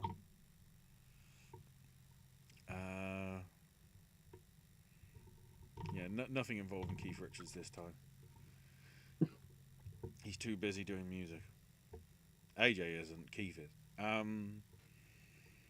With that being said, thank you for watching and listening. And until whenever it is, boys and girls, whatever the next time is. Maybe it'll be award season if it comes in 6 weeks. I don't know. That's all we gotta say about the frogs. Ah! Messi, save us.